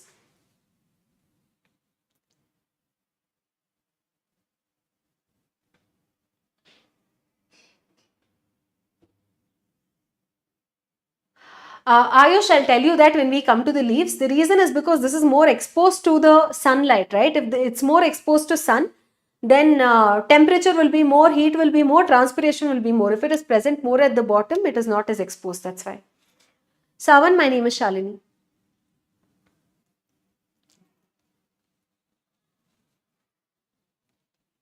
Okay, so here stomata have two cells. In a stomata surrounding the pore, there will be two cells that will help it. That will regulate the opening and closing of the pore, similar to our guard cells. Because they are working like guards, we call them guard cells. Okay, they are very similar to the security guards, that's why we call them guard cells. So, the shape of these guard cells differ in monocots and dicots. In monocots, the guard cells are bean shaped, and in grasses like monocots, they are dumbbell shaped. One important feature about this guard cells is that, let's assume this is the guard cell. Okay, I think I would have added a picture here. Yeah. So here, this is the stomatal aperture, this is the opening, this is one guard cell, this is the other guard cell. Okay, so this is one guard cell, this is the second guard cell. These two guard cells are plant cells. Just like all plant cells, these plant cells also have cell wall. But the thickness of the cell wall of these guard cells is not uniform throughout. In some portions, the guard cells cell wall is thicker, and in some portions it is thin. Okay, so you can see how I have mentioned here, outer walls are thin, inner walls are highly thickened. Okay, so inner wall here is very thick compared to the outer wall. Surrounding these guard cells, we have specialized epidermal cells that are called subsidiary cells. Whatever I am outlining in blue, they are your subsidiary cells. Okay. So your subsidiary cells and your guard cells along with stomatal aperture or the stomatal pore is called stomatal apparatus. How does this help in opening and closing of the stomata? Whenever water from the surrounding subsidiary cells enter into the guard cells will swell up. As the guard cells swell up, the stomatal pore will open. When the guard cells lose water, they become flaccid. When the guard cells become flaccid, the stomata will close. When water flows into the guard cells and they are turgid, it opens. When water leaves the guard cells and they become flaccid, the stomatal aperture will close. Okay? Sometimes few epidermal cells in the vicinity of guard cells become specialized. Yeah, they are called subsidiary cells. I already told you. Here you can see how the guard cells are dumbbell shaped. Right? Initially, I told you in the previous slide itself, in dicots, they are bean shaped or kidney shaped. In monocots or grasses, they are dumbbell shaped. Is that clear?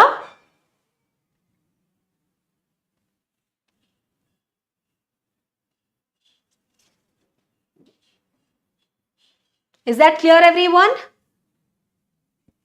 That's your epidermal tissue system. Now let's talk about vascular tissue system. What are your vascular tissues? Xylem and phloem, right? So vascular tissue system includes our xylem and phloem. Depending upon how these xylem and phloem is arranged within the different plant organs, you have different types of vascular bundles. In a vascular bundle, you will have xylem and phloem included. You have radial vascular bundle and you have conjoint vascular bundle. In a radial vascular bundle, xylem and phloem are present separately. They are not present within the same bundle. Okay? That is why we call it radial. If you look at it here, for example, let's say this is a root. This is a dicot root, let's say. I have taken a very thin section of the dicot root and I'm looking at it from the microscope. So the outline is definitely going to be circular, right? So this is the inner part of the dicot root. You can see how in this radius you have xylem, in this radius you have phloem. In this radius you have xylem, in this radius you have phloem. In this radius you have xylem, likewise it will alternate. In the same radius, you will not find both xylem and phloem. Xylem and phloem alternate with each other. Such a type of arrangement of vascular bundles or vascular tissues where they alternate with each other and are found on different radii, we call it radial vascular bundles. Such an arrangement you usually find in roots, both dicot and monocot. Let's talk about conjoint vascular bundles. In conjoint vascular bundles, let's take the example of a stem, a dicot or a monocot stem. If this is a stem, I take an extremely thin section of it and I look at it under the microscope. Vascular bundles will be arranged like this. This is an example of a dicot stem that I have taken. This is a dicot stem. What you're looking at here is one such vascular bundle. So within the same radius, you can find xylem towards the inside, phloem towards the periphery. You find xylem, phloem, xylem, phloem, xylem, phloem. Here in each radius, you're finding both xylem and phloem. They are present within the same bundle, so you call it conjoint. Okay, in conjoint vascular bundles, both xylem and phloem are present in the same radius. In between the xylem and phloem, you have a strip of cambium, like you see here. It is called open vascular bundle. If there is no cambium present between xylem and phloem, it is called closed vascular bundle. Where do you find closed vascular bundle? You find it in monocot stem. Where do you find open conjoint vascular bundle? You find it in dicot stem. Why should we call it open? Why should we call it closed? What is it open to? What is it closed to? Remember what I told you about cambium? Cambium was an example for lateral meristem, which is secondary meristem. Only when cambium is there, increase in girth will happen. You know, when you sow a mango seed, which is a dicot plant, it will become a small sapling. It will look very similar to a small herb. But as it grows, the stem will increase so much in girth. That is possible because it has cambium. If that increase in girth or secondary growth, it can happen only because of cambium. So because of the presence of cambium, that plant is open to secondary growth. You see, in monocot plants, you can take bamboo for example, or you can take sugarcane, or you can take wheat, rice, any of these monocots you see. As the plant grows, the plant increases in height, it increases in length, but a small sugarcane will not become a big trunk like dicots, right? The reason why such a large increase in girth does not happen is because in those plants, cambium itself is not present, okay? So there they have conjoint vascular bundles, but they are closed because there is no cambium present in it. That is why in monocot stem, you do not find secondary growth. In dicot stem, you can find secondary growth. We will start in a while. We have a couple more concepts to finish, Ayush. After that, we'll start.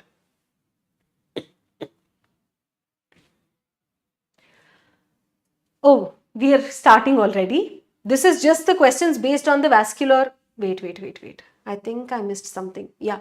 So we finished epidermal tissue system. We finished vascular tissue system. Now we have to talk about ground tissue system. Whatever is present between epidermal tissue system and vascular tissue system is our ground tissue system. Epidermal tissue is the outermost, it's protective in function. Vascular tissue system is the innermost, it is helping in conduction of water, minerals and food. Whatever lies in between that is your ground tissue system. It is very similar to the connective tissue that we find in us, right? It connects different types of tissues. So here we have ground tissue system. All of the tissues except the epidermis and vascular bundles are included under your ground tissue system. This consists of simple permanent tissues like Parenchyma, Collenchyma and Sclerenchyma. Where all they are present, I can list it right now, but right now you will not understand. As we go forward, I will help you understand that. Important point that you need to remember here, in leaves, whatever ground tissue system is present, that is called as mesophyll. Meso means what? Meso means in between. In leaves, what happens? You have upper epidermis, you have lower epidermis. Here you have vascular bundles in the center. Wherever veins are present, there you will have vascular bundles, right? So in between whatever is present, that is called ground tissue. Meso means between. Phyll means leaf. So in between the epidermal tissue, whatever tissue is present in leaves, we call that mesophyll. Okay, so this is important. Now let's answer some questions based on the tissue systems. Let's see how many of you will get this question correctly.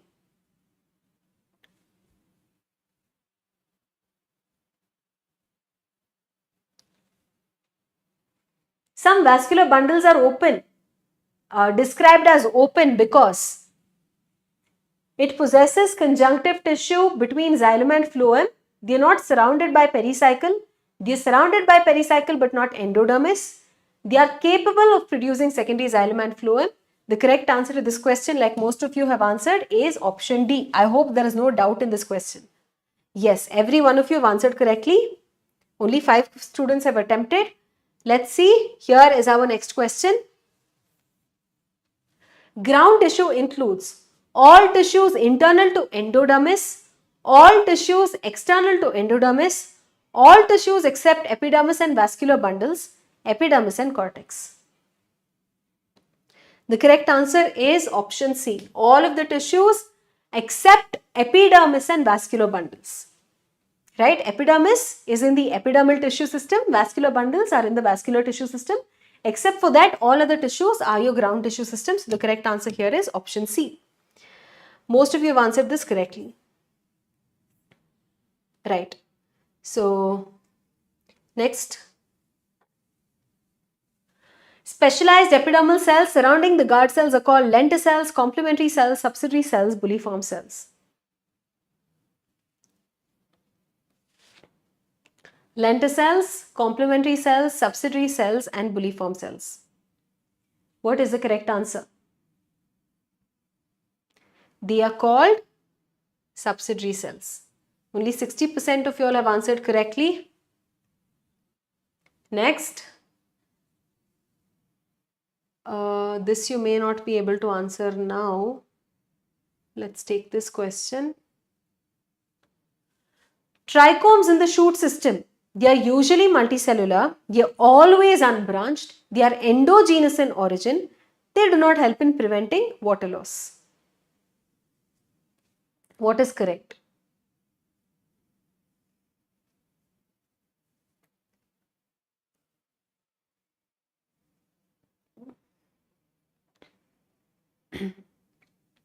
They are usually multicellular. That is the correct answer. Right? They are generally multicellular. They may be branched or unbranched. Endogenous means origins from the inside. They are not endogenous. They are superficial. They are exogenous in origin. They do not help in preventing water loss is incorrect. They do help in preventing water loss. So the correct answer to this question is option A. Now let's move on and take a look at our next question regarding ground tissue. Select the odd one with respect to ground tissue system. Epidermis, pith, pericycle, cortex.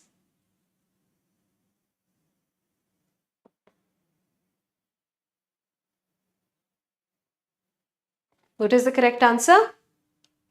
It is option A. Epidermis obviously is not a part of the ground tissue system. It is a part of the epidermal tissue system. Right? So the correct answer is option A. Most of you have answered correctly. Ayush, Venkat Pushpa, Suresh, Sushant, Akash, all of you have answered correctly. Here is a statement based question. Guard cells are always bean shaped and enclose the stomatal pore, have differential thickening in their walls and possess chloroplast. Both are correct. 1 is correct, 2 is incorrect, 2 is correct, 1 is incorrect. Both are correct. Are they always bean shaped? They are not always bean shaped. They have differential thickening in their walls and possess chloroplast. Yes, that is true. Guard cells are present in the epidermis and they are the only epidermal cells to have chloroplast. They have differential thickenings because outer wall is thin and inner wall is thicker, right? So here statement 2 is correct but 1 is incorrect. So the correct answer is option C. Only some of you have answered correctly. Ayush Kumar has answered correctly. I wonder why. Many of you have answered but it's not showing on the poll. Everybody loves the things. There must be some glitch. Try to answer this. When xylem and phloem within a vascular bundle are arranged in alternate manner on different radii, the arrangement is called conjoint, you find that in stem, radial, you find that in roots, radial, you find that in leaves, conjoint, you find that in roots. Everybody knows it is radial, but what you may not remember is whether it is in the root or the leaf. It is radial and it is found in the roots. That is the correct answer. Venkat Pushpa, Suresh, Sushant, Ayush and Ayush have answered correctly. Here is our next question. The specialized cells present in the vicinity of guard cells are known as: A is subsidiary cells, ground tissue of leaves is called, B is mesophyll. So in these two options, A is wrong, here B is wrong. So both of these two options can be eliminated right away. Third, cuticle is absent in roots. So C is root. Okay. Let's take a look at D. Help in preventing water loss due to transpiration. So D is trichome. So yeah, D is not root hair. D is trichome. This we will eliminate. Correct answer to this question is option B. Only few of you have answered correctly. What was the confusion point? Is there any doubt? Is it clear now after I have explained?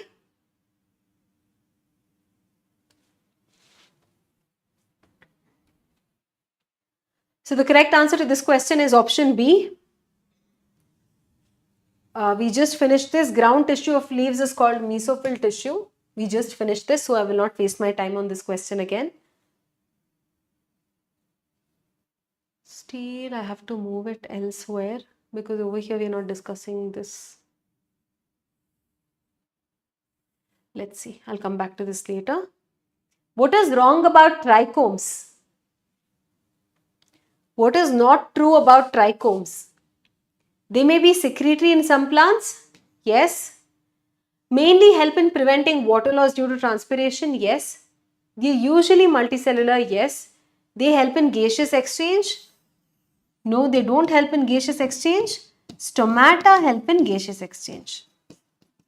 So the correct answer to this question is option D. Har Har has answered correctly. Sushant, Ayush, Akash, Venkat Pushpa, Lakshman, Suresh, Somili. All of you have answered correctly. Congratulations to everyone who's participated. Since it's been a while since we started the session, let's see who is on the top. Akash is on top of the list. He's attempted 25 questions, of which 16 are correct. Suresh is second. He's answered 16 questions correctly out of 24. Ayush is third. Soni, Venkat Pushpa, Santosh, Lakshman, Rehan, Ayush, Aditya, they are in the top 10. Okay, we still have time and a lot more questions to answer. Let's see till the end who is going to answer it. All right.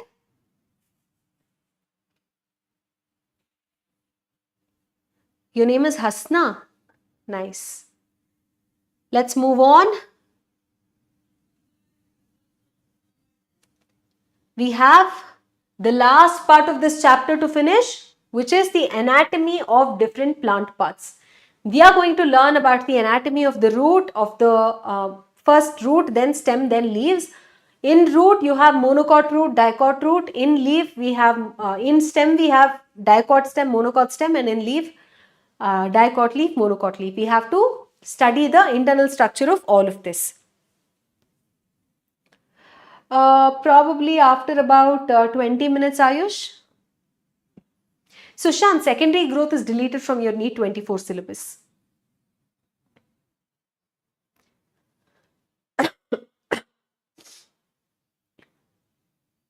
Okay, excuse me. Let's get started. Here what you're looking at, just give me 1 minute.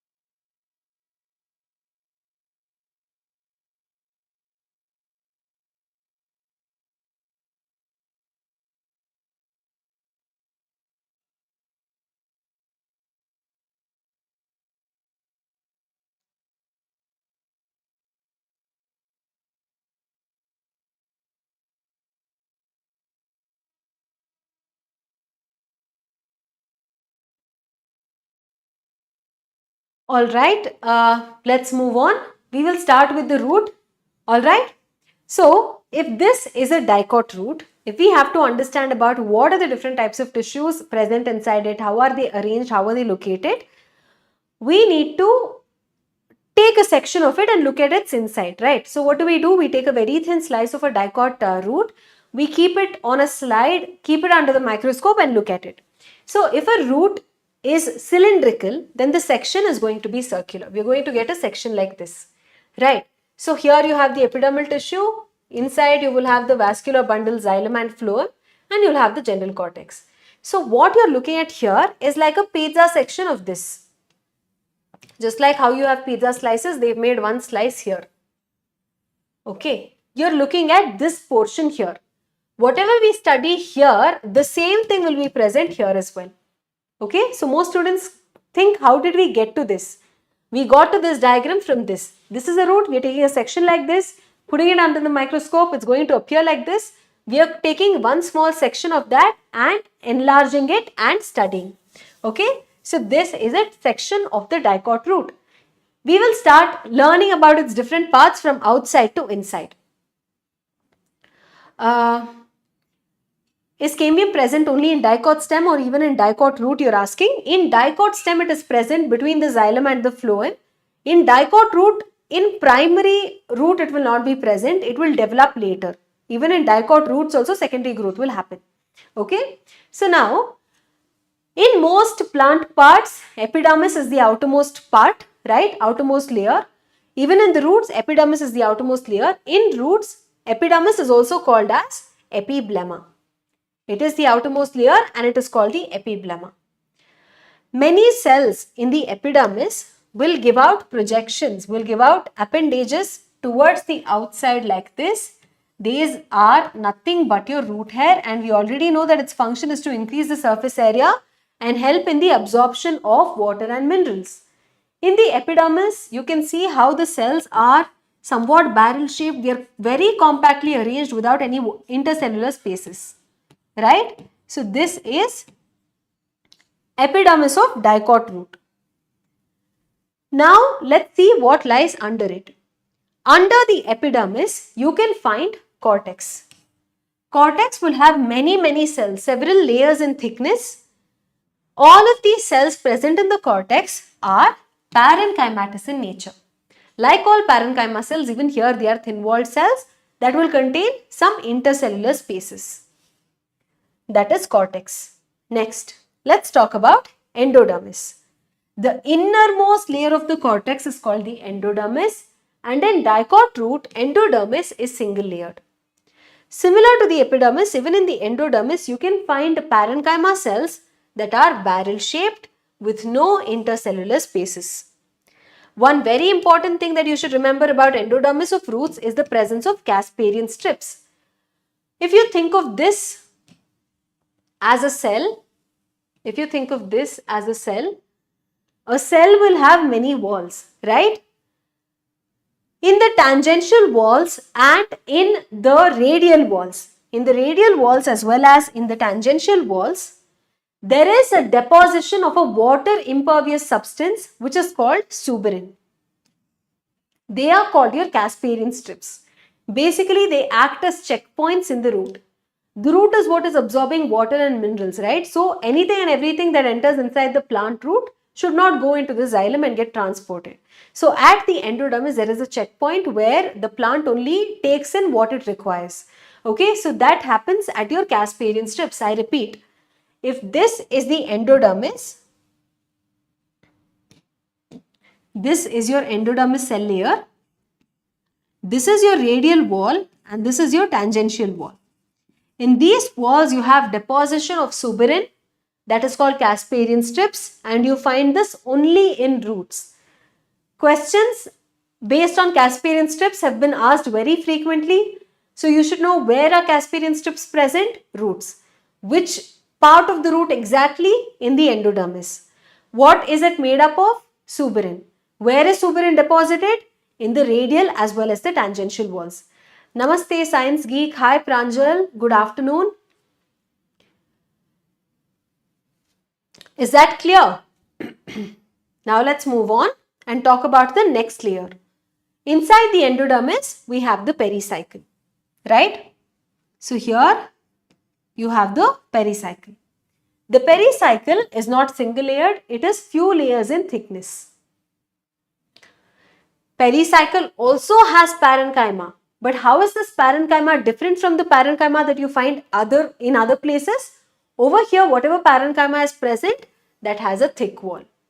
Whenever you have roots, dicot root, which is taproot, and from the primary root, main root, lateral branches will arise. Those lateral branches will get initiated from the from the pericycle itself. So this is an important point that you should remember. From the pericycle, lateral roots will get initiated. Also, if secondary growth happens in dicot roots, cambium will form later, I told you, right?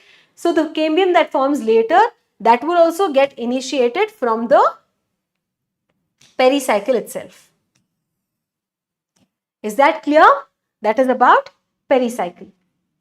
Hi Supreet, good afternoon.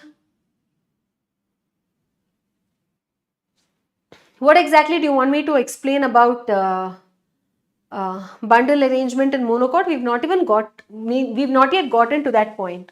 Okay, when we do, I'll explain. Now we are left with vascular bundles. I already mentioned in roots, vascular bundles are always arranged radially. Talking about the number of xylem and phloem, in dicot roots, it can vary from 2 to 4. How many ever xylem elements are there? So many phloem also will be present. Here you can see in this illustration that is given to you in your NCERT textbooks, you have 1, 2, 3, 4. 4 xylem, 1, 2, 3, 4, 4 phloem. If you look at xylem, it has exarch arrangement. What does that mean? Protoxylem is towards the periphery, metaxylem is towards the center, right? That is arrangement of vascular bundles. Now let's talk about conjunctive tissue. What is conjunctive tissue? Conjunctive tissue is basically the parenchyma that is present between the xylem and phloem. Here you have xylem, here you have phloem. So whatever parenchyma is present between the xylem and phloem, that is your conjunctive tissue. Is that clear so far? Nazir, trichomes are present only in the stem. In roots, we have root hair. Okay. Trichomes are multicellular appendages. Root hair are unicellular appendages. Meg is asking radial means what? Radial means different radius. See here. If you consider this is one radius. In one radius you have xylem. In the next radius you have phloem. Right? So in this radius you have xylem. Here you have phloem. In this radius you have xylem. Here you have phloem. If they are both present in the same radius, we call it conjoint. Okay. Both don't have same functions. Root hair help in absorption of water and minerals. They are present in the root. Root's function is what? To absorb water and minerals. So it increases the surface area for absorption. Whereas in stem, it helps in reducing the rate of transpiration. Understood? Now let's move on. Conjunctive tissue is over. Finally, the innermost part of the dicot root where you have parenchyma. This is called pith. Pith is very small in dicot root compared to monocot root, and it is made up of parenchyma. If you remember in the beginning of the session, I told you that parenchyma is the most abundant type of tissue that you find in plants. You see how in plant roots, everything is parenchyma except vascular bundles. Epidermis, single layer, closely arranged, compactly packed, parenchyma. Cortex, parenchyma. They have intercellular spaces with thin walls, multiple layers. Endodermis, parenchyma. Pericycle, parenchyma. Pith, parenchyma. Everything is parenchyma except for your vascular bundles. Alright, now that's about dicot root. There is a mistake. This should be monocot, not dicot. I'll correct it.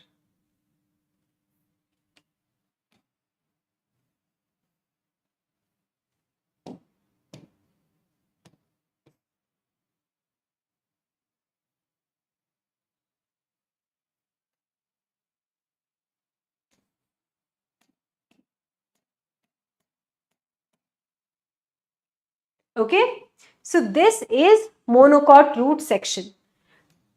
Monocot root is very similar to dicot root. It has only two differences.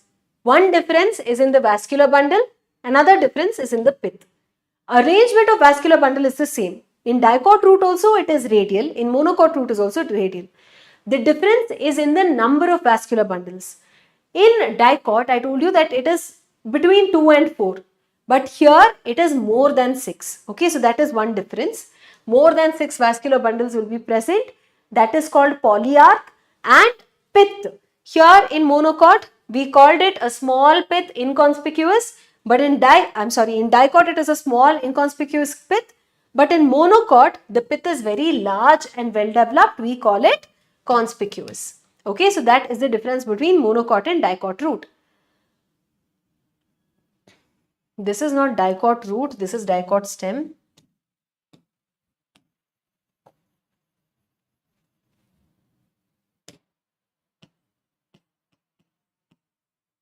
Okay, so here when you take a section of a dicot stem, if this is a dicot stem and you take a thin slice of it, here's what it's going to appear like. Okay, what we are going to do now is we will take just one small segment of this, enlarge it and see. Whatever we are going to learn here is going to be true for the remaining parts as well. Okay, so right now we are going to focus on this diagram. Epidermis is the outermost layer of the plant, different parts of the plant. Root, stem and leaves everywhere, it is called epidermis. But in root, the epidermis is also called rhizodermis or epiblemma. Epiblemma is the epidermis of the root. Okay. Now, again, similar to how we did it for roots, we will study about the different layers or the different types of tissues that we find in TS of dicot. Why is it root here? This is not root, this is stem.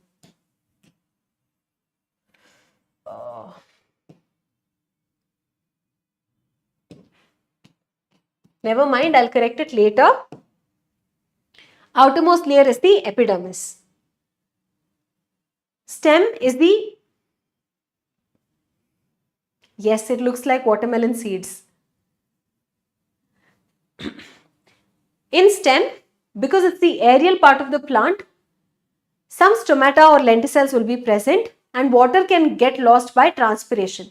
To reduce the rate of water loss by transpiration, on the outer surface of the epidermis in stems, you can find a thin layer of cuticle. In some plants, you can see that the stem will also bear some appendages or hair-like structures that are called trichomes. In very young stems, you can find the presence of stomata as well. Epidermis, even in dicot stem, is made up of parenchyma. Now let's talk about the cortex. Cortex is composed of three subzones. Immediately below the epidermis, you have hypodermis. Below the hypodermis, you have general cortex, and innermost layer of the cortex is always our endodermis. So what is the hypodermis made up of?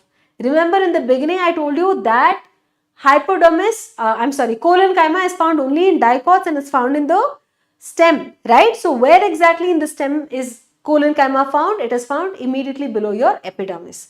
So its location is hypodermis. There are a few layers of collenchyma that is present immediately below the epidermis. That is our hypodermis. General cortex. General cortex is very similar to the cortex that we saw in root. So what happens here? We have parenchyma cells. These parenchyma cells have very thin walls. They are rounded cells and they will have a lot of intercellular spaces. Innermost layer of the cortex is our endodermis. Endodermis is very rich in starch and it's called starch sheath. This is an important point. Okay. Endodermis of root, Casparian strips in both monocot and dicot. Endodermis of dicot stem is rich in starch grain, so you call it starch sheath. Is that clear? This is an important point you should remember. Now let's talk about pericycle. The layer inside the endodermis is called pericycle. It is present, look here, this is your endodermis, okay. and here is your phloem. It is present between the endodermis and the phloem. Here it is present in the form of semilunar patches. Semilunar patches means half moon shaped patches. It is Sclerenchymatous in nature. Okay, it's present right above the phloem. Now let's talk about medullary race.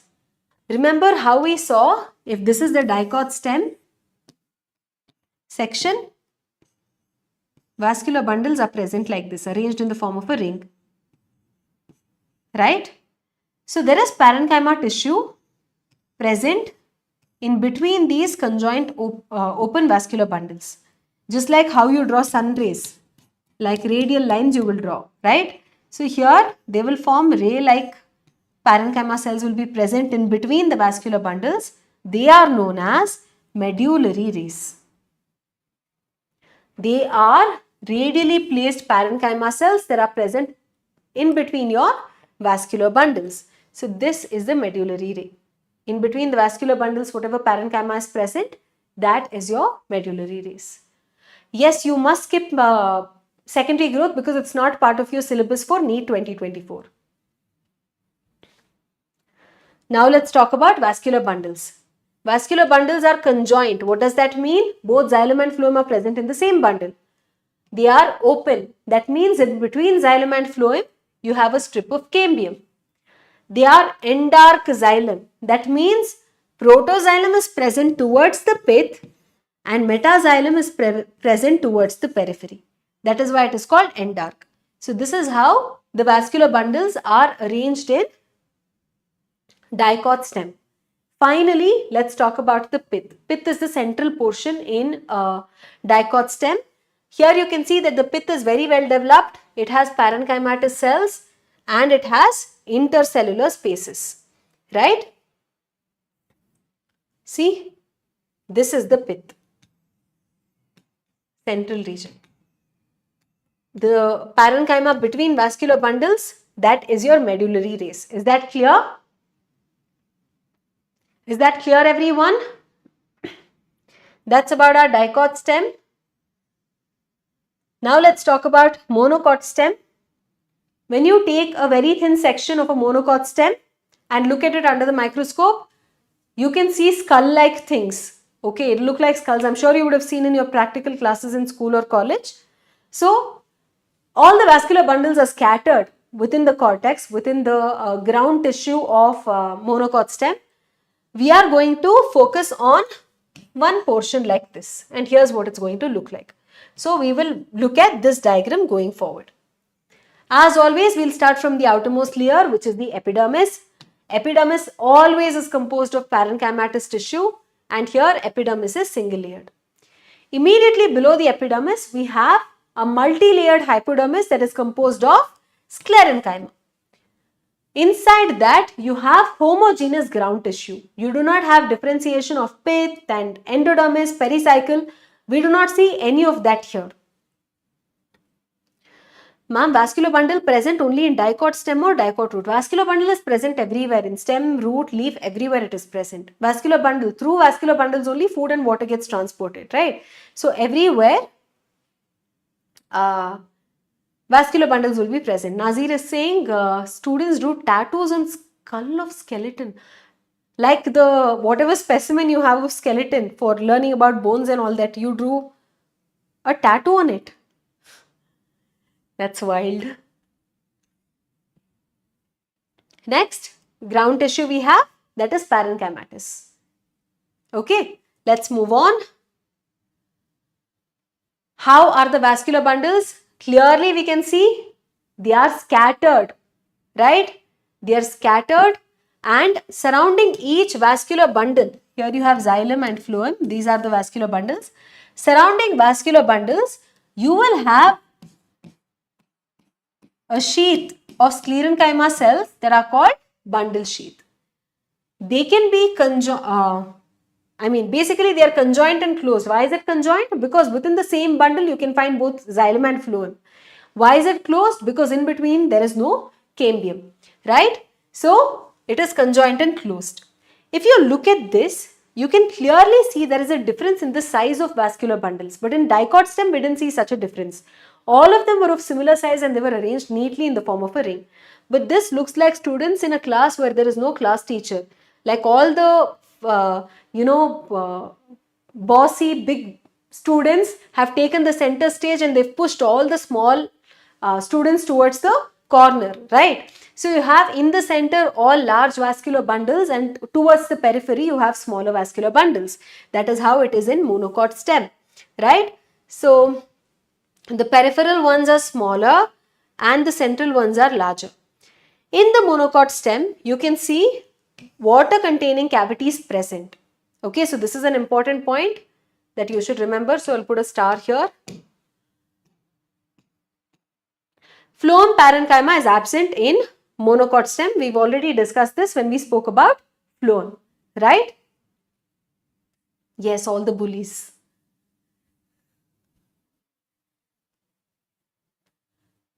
That's about monocot stem. Now let's talk about dicot leaf. In dicot leaf, when we are talking about leaves, how do we see this section? If you take this as an example of a leaf, if you take this as an example of leaf, whatever section we are looking at is taken like this. Here, this is the midrib, this is the upper epidermis. Is it clear? Can you see properly? This is the lower epidermis. We take an extremely thin section like this, very thin slice like this, put it under the microscope and look at it from above. So what do you see? Upper epidermis is here, lower epidermis is here. Wherever veins are there, there you find the vascular bundles. Okay, so that is how the section is taken. Now, epidermis, there are two, upper and lower. They have special fancy names. Upper epidermis is called adaxial epidermis. Lower epidermis is called abaxial epidermis. Students get confused which is abaxial, which is adaxial. AD, adaxial. D, how I remember it is, directly you can see it on top. Okay, so adaxial is on top, abaxial, back. B means down, below. So that is abaxial. Okay, so you have adaxial and abaxial epidermis. Upper epidermis is called your adaxial epidermis, lower epidermis is called your abaxial epidermis. In your leaf, you have stomata and it's exposed to the sun, it's exposed to the external environment a lot. So, rate of transpiration will be very high because it also has stomata, right? So, in order to reduce the rate of transpiration, in order to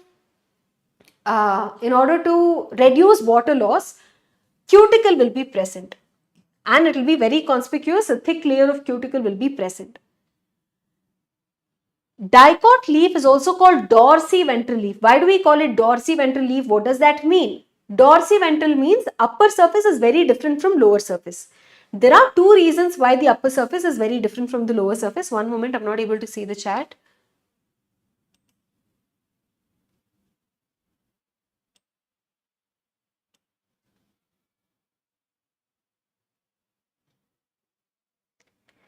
Upper surface is dorsal surface, lower surface is ventral surface. Is that clear? So, there are two reasons why we call this a dorsiventral leaf. Upper surface is very different from the lower surface. One reason is the number of stomata that you see on these two surfaces. In dicot leaves, more number of stomata are present on the lower surface. Very few may be present on the upper surface. In many plants, on the upper surface, there are no stomata at all. That is one difference, okay. Abaxial epidermis bears more stomata than adaxial epidermis. Sometimes adaxial epidermis may even lack stomata. Dorsal is upper, ventral is lower. Is that clear?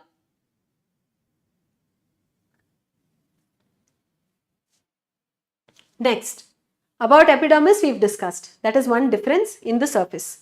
Now let's talk about what lies inside. In between the two epidermal layers, you have ground tissue. And the ground tissue in leaves is called the mesophyll. What is the function of leaves? Leaves have to perform photosynthesis. For that, they will have to have chlorophyll. And where is chlorophyll present? It's present in the chloroplast, right? So these mesophyll cells that are present in the leaf have abundant chloroplast, large number of chloroplast. Within the mesophyll of dicot leaves, or dorsiventral leaves, you can find two different types of mesophyll cells. It is differentiated. The first type is called palisade parenchyma. The second one is called spongy parenchyma. Palisade parenchyma, as you can see here, is somewhat columnar, rod-shaped cells present towards the upper epidermis or adaxial epidermis. Spongy parenchyma, like how in a sponge there are many pores, here you have parenchyma cells that are somewhat spherical with a lot of intercellular spaces. They are not as compactly arranged. Okay, so this spongy parenchyma is present towards the lower epidermis. This is another reason why the upper surface and the lower surface differ. If you see in many dicot plants, the upper epidermis will look very dark and the lower epidermis will look a little lighter in comparison. The reason is because in the upper epidermis, towards the upper epidermis, palisade parenchyma is present. They are very compactly arranged cells with a lot of chloroplasts, so the color also will be more concentrated. So it will be a darker green. Here they are loosely arranged with a lot of intercellular spaces, right? So you have palisade parenchyma, spongy parenchyma. First thing you should remember is where is it located. Palisade parenchyma's location is adaxial towards the upper epidermis. And they are, how is the shape? They are elongated cells. How are they arranged? They are arranged very close to each other, parallel to each other. Where is spongy parenchyma present? They are abaxially placed. What is the shape of it? They are somewhat oval or rounded in shape. So, they have many spaces and air cavities present between them. That is about the mesophyll of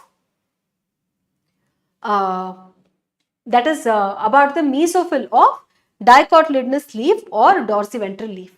Now let's talk about vascular bundles. Where do we find vascular bundles in leaves? Wherever midrib or veins are present, there you find vascular bundles. If you take a section of a dicot leaf, the vascular bundle size will vary because in dicot leaves we see reticulate venation. Main midrib will be very thick. Whatever branches arise from it, they will be relatively thinner. So wherever you are having the main midrib, there you have a big vascular bundle. The branches of that will be relatively smaller. So in one leaf section, you can find many different vascular bundles of varying sizes. Alright. So here you can find vascular bundles in the midrib and in the vein. The size of the vascular bundle will obviously depend on the size of the veins, like I mentioned. Around the vascular bundles, you have a thick walled cells that are called bundle sheath cells. Here the bundle sheath cells are more or less like parenchyma itself. Okay, so you have the bundle sheath. Bundle means what? Vascular bundle. Sheath means what? Something that is covering it. Over here, the thick walled cells that are covering the vascular bundle is called bundle sheath. Understood? Now let's talk about monocot leaf. Monocot leaf is also called isobilateral leaf. Isobilateral means what? Both the sides are very similar. Okay, in dicot we saw how upper epidermis, lower epidermis, upper surface, lower surface, there was so much difference, right? There were two major differences, but no such differences you will find in isobilateral leaf. Iso means same, bilateral means two sides. Both the sides are similar, so it's called isobilateral leaf. Let's start off with the epidermis. Epidermis obviously will have adaxial and abaxial epidermis, but over here there is no difference. On both the epidermis, nearly same number of stomata will be present.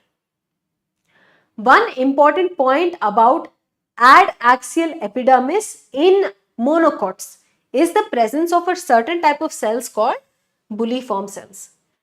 In which plants are these present? These are present in grasses, which is a type of monocot. Where exactly is it present?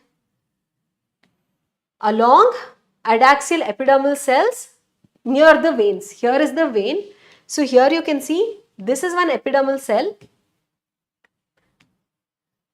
that is slightly larger compared to the other epidermal cells, right? So they are called bulliform cells.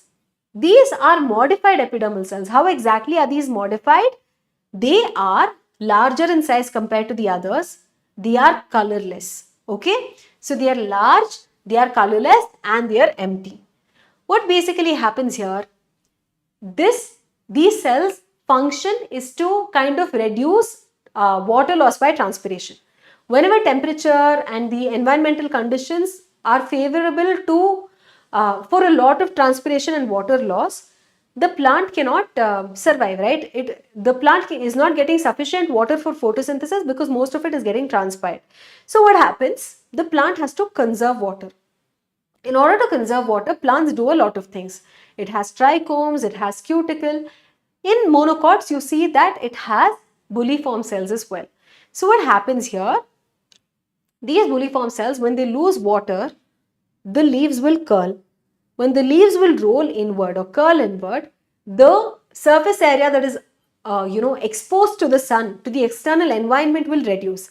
As a result, water loss will also reduce. So that is what basically bulliform cells do. Whenever they are turgid, whenever there is sufficient water in the soil, whenever they are filled with water, they will be turgid. The leaves will be fully exposed. The surface will be fully exposed. Whenever there is water stress, when there is not sufficient water available for the plant, the bulliform cells will lose water. When they lose water, they become flaccid. When they become flaccid, the leaves will curl inward. When they curl inward, surface area exposed to the external environment is reduced. As a result, rate of transpiration also will come down. Alright, so that is about the epidermis. One important thing, I will put a star here for our bulliform cells. Alright, now let's talk about the mesophyll in monocot leaves, right? Mesophyll, as always, is parenchymatous. In dicots, we saw there was palisade and spongy differentiation. Here you find no such differentiation. Okay, so they have homogeneous type of parenchyma which has abundant chloroplast and help in photosynthesis.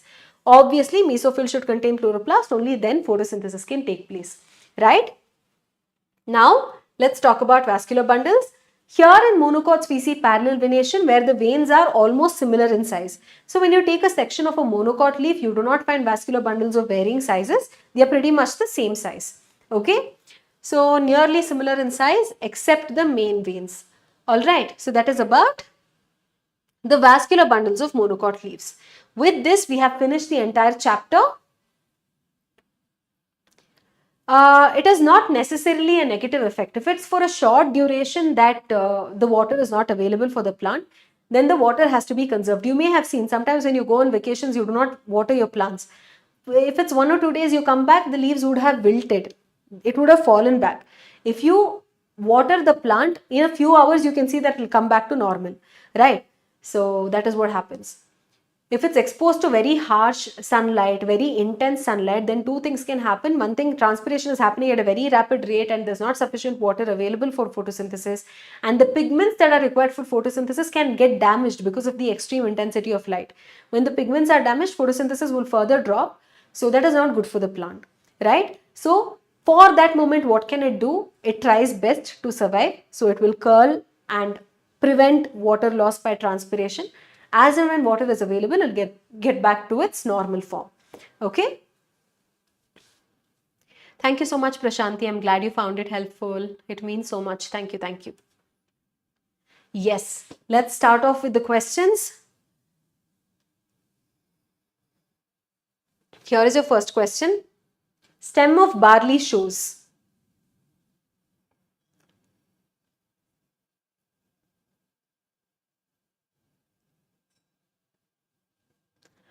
What is barley now? Is it monocot, dicot? Tell me what. I'll give you. It is a monocot. We are talking about monocot stem here. Is there collenchyma in hypodermis and monocot stem? Not at all. We do not have collenchyma. We have sclerenchyma. Do we find scattered vascular bundles? Yes. Presence of parenchymatous pericycle? No, they don't even have a pericycle, right? They only have epidermis, hypodermis, general cortex or ground tissue. Presence of wedge-shaped vascular bundles? No. So the correct answer here is option B. Let's see how many of you have answered correctly. Only 20%. What is wrong? What did you all answer? Some of you have answered it as C.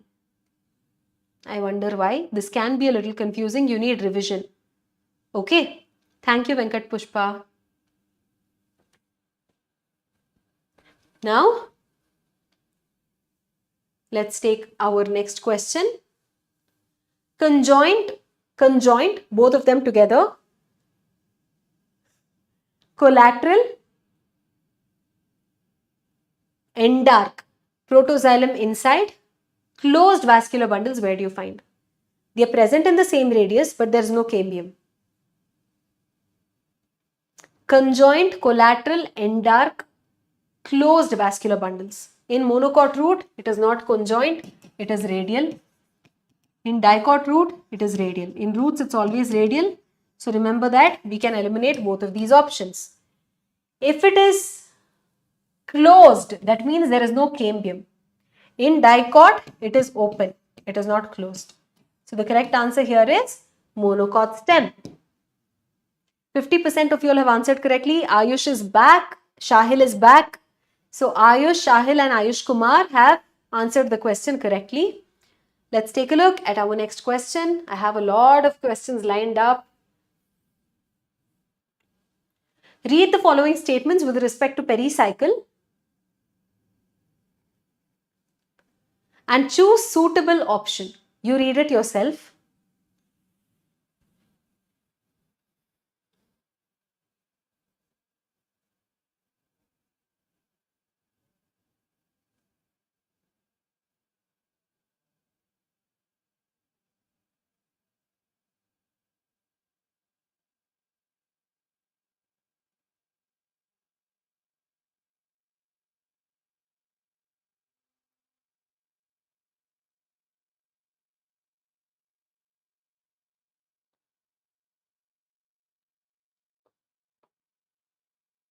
Have you answered?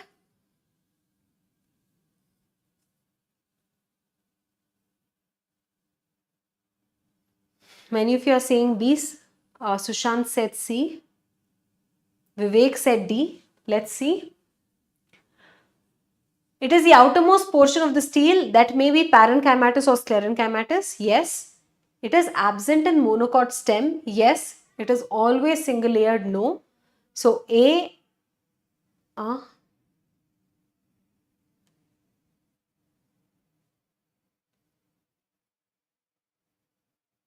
It is not always single layered. So C is not correct.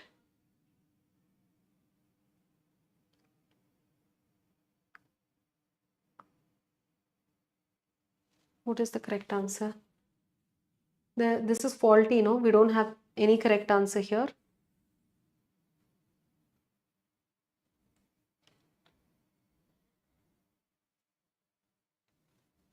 Let me read properly.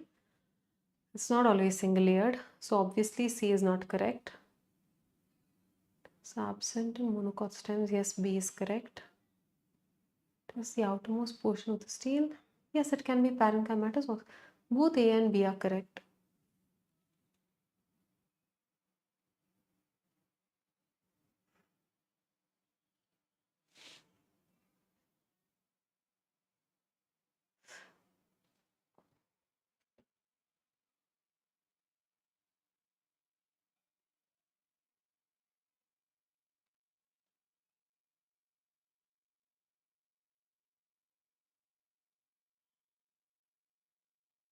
This is faulty. Pericycle, yeah, sometimes it can be multi-layered also. We can't even say only B is correct because A is also correct.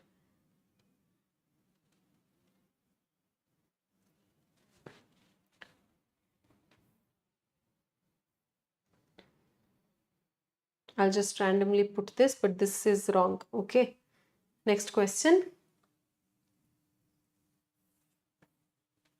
In a monocot stem, vascular bundles are scattered. Are they? Yes, they are.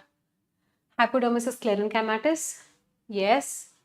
Endodermis is well developed. Endodermis is absent. Stele is well defined. No, it is not. So A and B are correct. Option A is correct.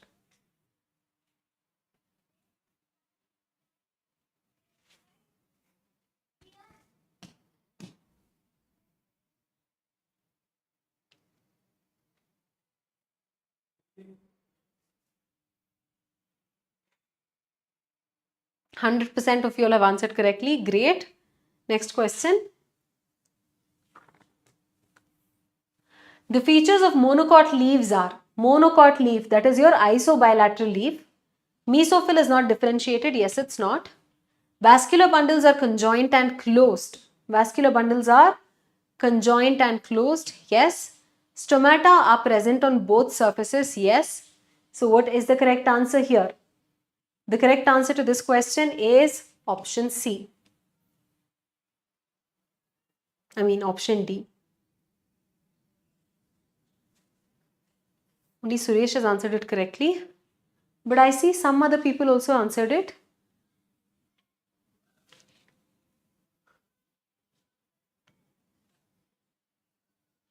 You're getting confused. In monocot leaves, you have stomata, both surfaces. That's why it's called isobilateral. Right? Here, let's take a look at this question. On the basis of relative positions of xylem and phloem, vascular bundles in roots are. In roots,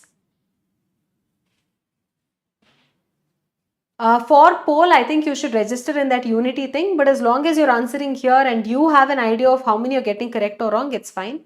But I suggest you to any day answer in the polls. You will feel that competition then. Vascular bundles in root are, they are radial, right? In roots, they are present in different radii, so it's radial. Correct answer to this question is option A. Akash, Suresh, Venkat, Pushpa, Nazir, Ayush, Shahil and Vivek have answered correctly. Next question. Where do we find open vascular bundles? Do we find that in dicot leaf, dicot stem, monocot leaf? Wherever secondary growth happens, wherever increase in girth happens, there will be open vascular bundle. In open vascular bundle, what do we have? We have a strip of cambium present between xylem and phloem, right? So, open vascular bundle can be seen in dicot stem. Correct answer is option B. Only some of you have answered correctly. Only Ayush has answered correctly. This means you need more revision. Here is our next question. In a dorsiventral leaf is our dicot leaf. Vascular bundle, is it conjoint and closed, conjoint and open, radial and closed? Is it present in different radii or is it present on the same radius? Xylem and phloem. It's present in the same radius, so it's conjoined. Is it open or closed? That depends on whether there is cambium present or not. If cambium is present, it is open. If it's not present, it's closed. So in dorsiventral leaf, it is conjoint and closed. So the correct answer is option B. You have Venkat, Pushpa, Sushant, Ayush, Akash, Vivek have answered correctly. Correct answer is option B. Open type is present only in dicot stem, nowhere else. Okay? Next.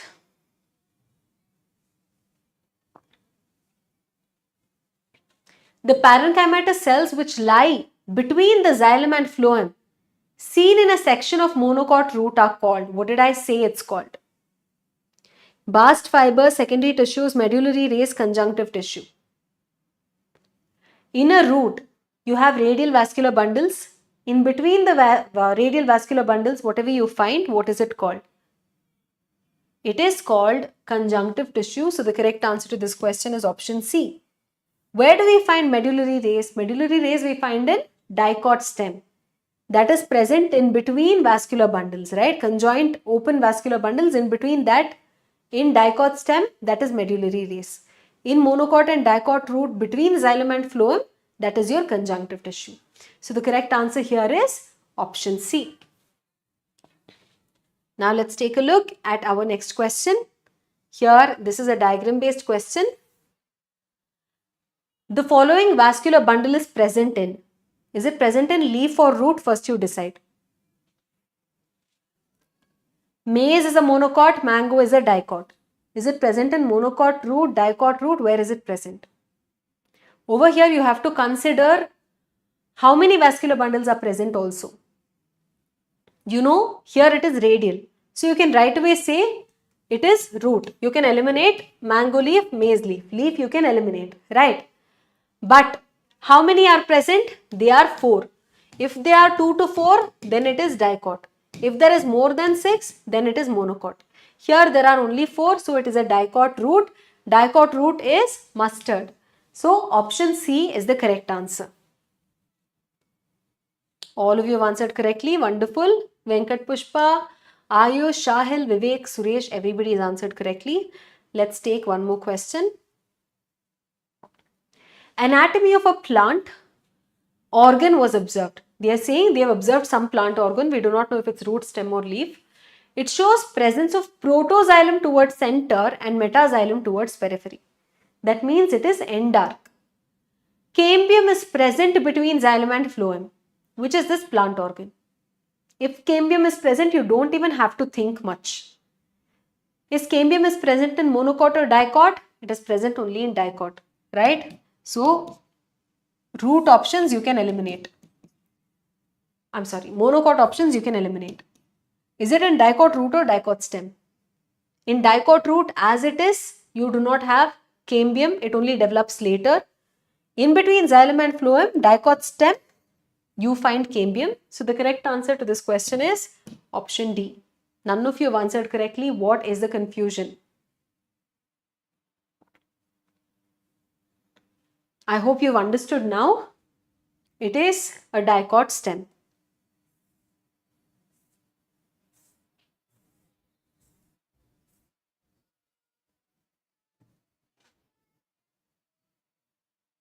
Let's take a look at this question now. This is based on leaves. Bulliform cells are present in China rose, banana, grass, mustard. We know it's present in leaf. Which leaf? First question. Second, is it in the adaxial or the abaxial epidermis? It is present in the adaxial epidermis of grass leaf. So the correct answer to this question is option C. Next, choose the correct statement. Hypodermis, general cortex, endodermis of dicot and monocot stems are parenchymatous. Not at all. Monocot stem doesn't even have endodermis. All tissues beyond epidermis, including vascular tissue, constitute the ground tissue. No, it does not include vascular tissue. Pericycle just opposite to metaxylem are the site of origin of lateral roots. Just opposite to metaxylem. In the root, no, that is also incorrect. It is not metaxylem. Mesophyll is the ground tissue of leaf. Yes, this is correct. So the correct answer to this question is option D. Shahil and Venkat Pushpa have answered correctly. Congratulations. Next question. Endodermal cells with deposition of water impermeable waxy material on their tangential and radial walls can be observed in. What is this called? These are called Casparian strips. And what is this water permeable waxy material? It is suberin. Where do we find Casparian strips? We find them in dicot and monocot root. We find them only in roots. So, option A is correct. 4 only.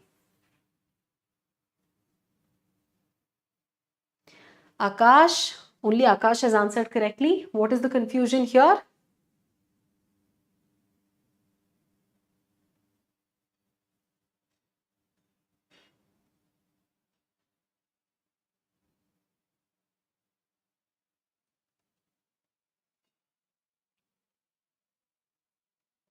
So with that, we have finished all the questions that was planned for today's session. Let's take a final look at our leaderboard. Suresh has answered the maximum number of questions correctly. He's on top of the list.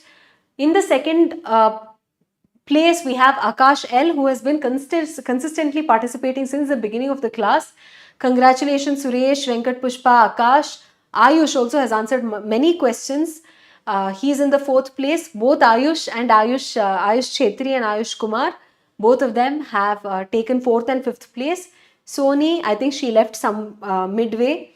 Then we have Santosh, Lakshman, Shahil and Rehan, who are in the top 10. Congratulations all of you, to everyone who has participated. So I hope this session was helpful. As a homework, I want to tell you some things. As a homework, you must make tables of differences between monocot stem, dicot stem, monocot root, dicot root. monocot leaf, dicot leaf, so that you can remember better. I hope this session was helpful. If at all you have any doubts, you can let me know. I will clear it for you. Okay, Sushant is at 11th. I think you did not answer a couple of questions, or probably because there was a glitch in the poll. I see Sushant was also consistent in answering the questions from the beginning also. Yeah. So I hope you will do your homework today. Whatever exceptions are there, like we discussed in the beginning, like in gymnosperms, you do not find sieve tube elements and companion cells. Like in gymnosperms, you do not find vessels. Whatever such kind of important information is there, I think you should make a list of all of it in your notebook and revise it frequently so that you can get maximum marks from this chapter. I hope after this session, your concept is very strong, and whatever questions is asked from this chapter, I hope you will answer correctly in your final NEET exam. With this, I'm going to sign off from today's lecture. I will see you very soon in the next lecture. Thank you so much. All the very best. Bye-bye.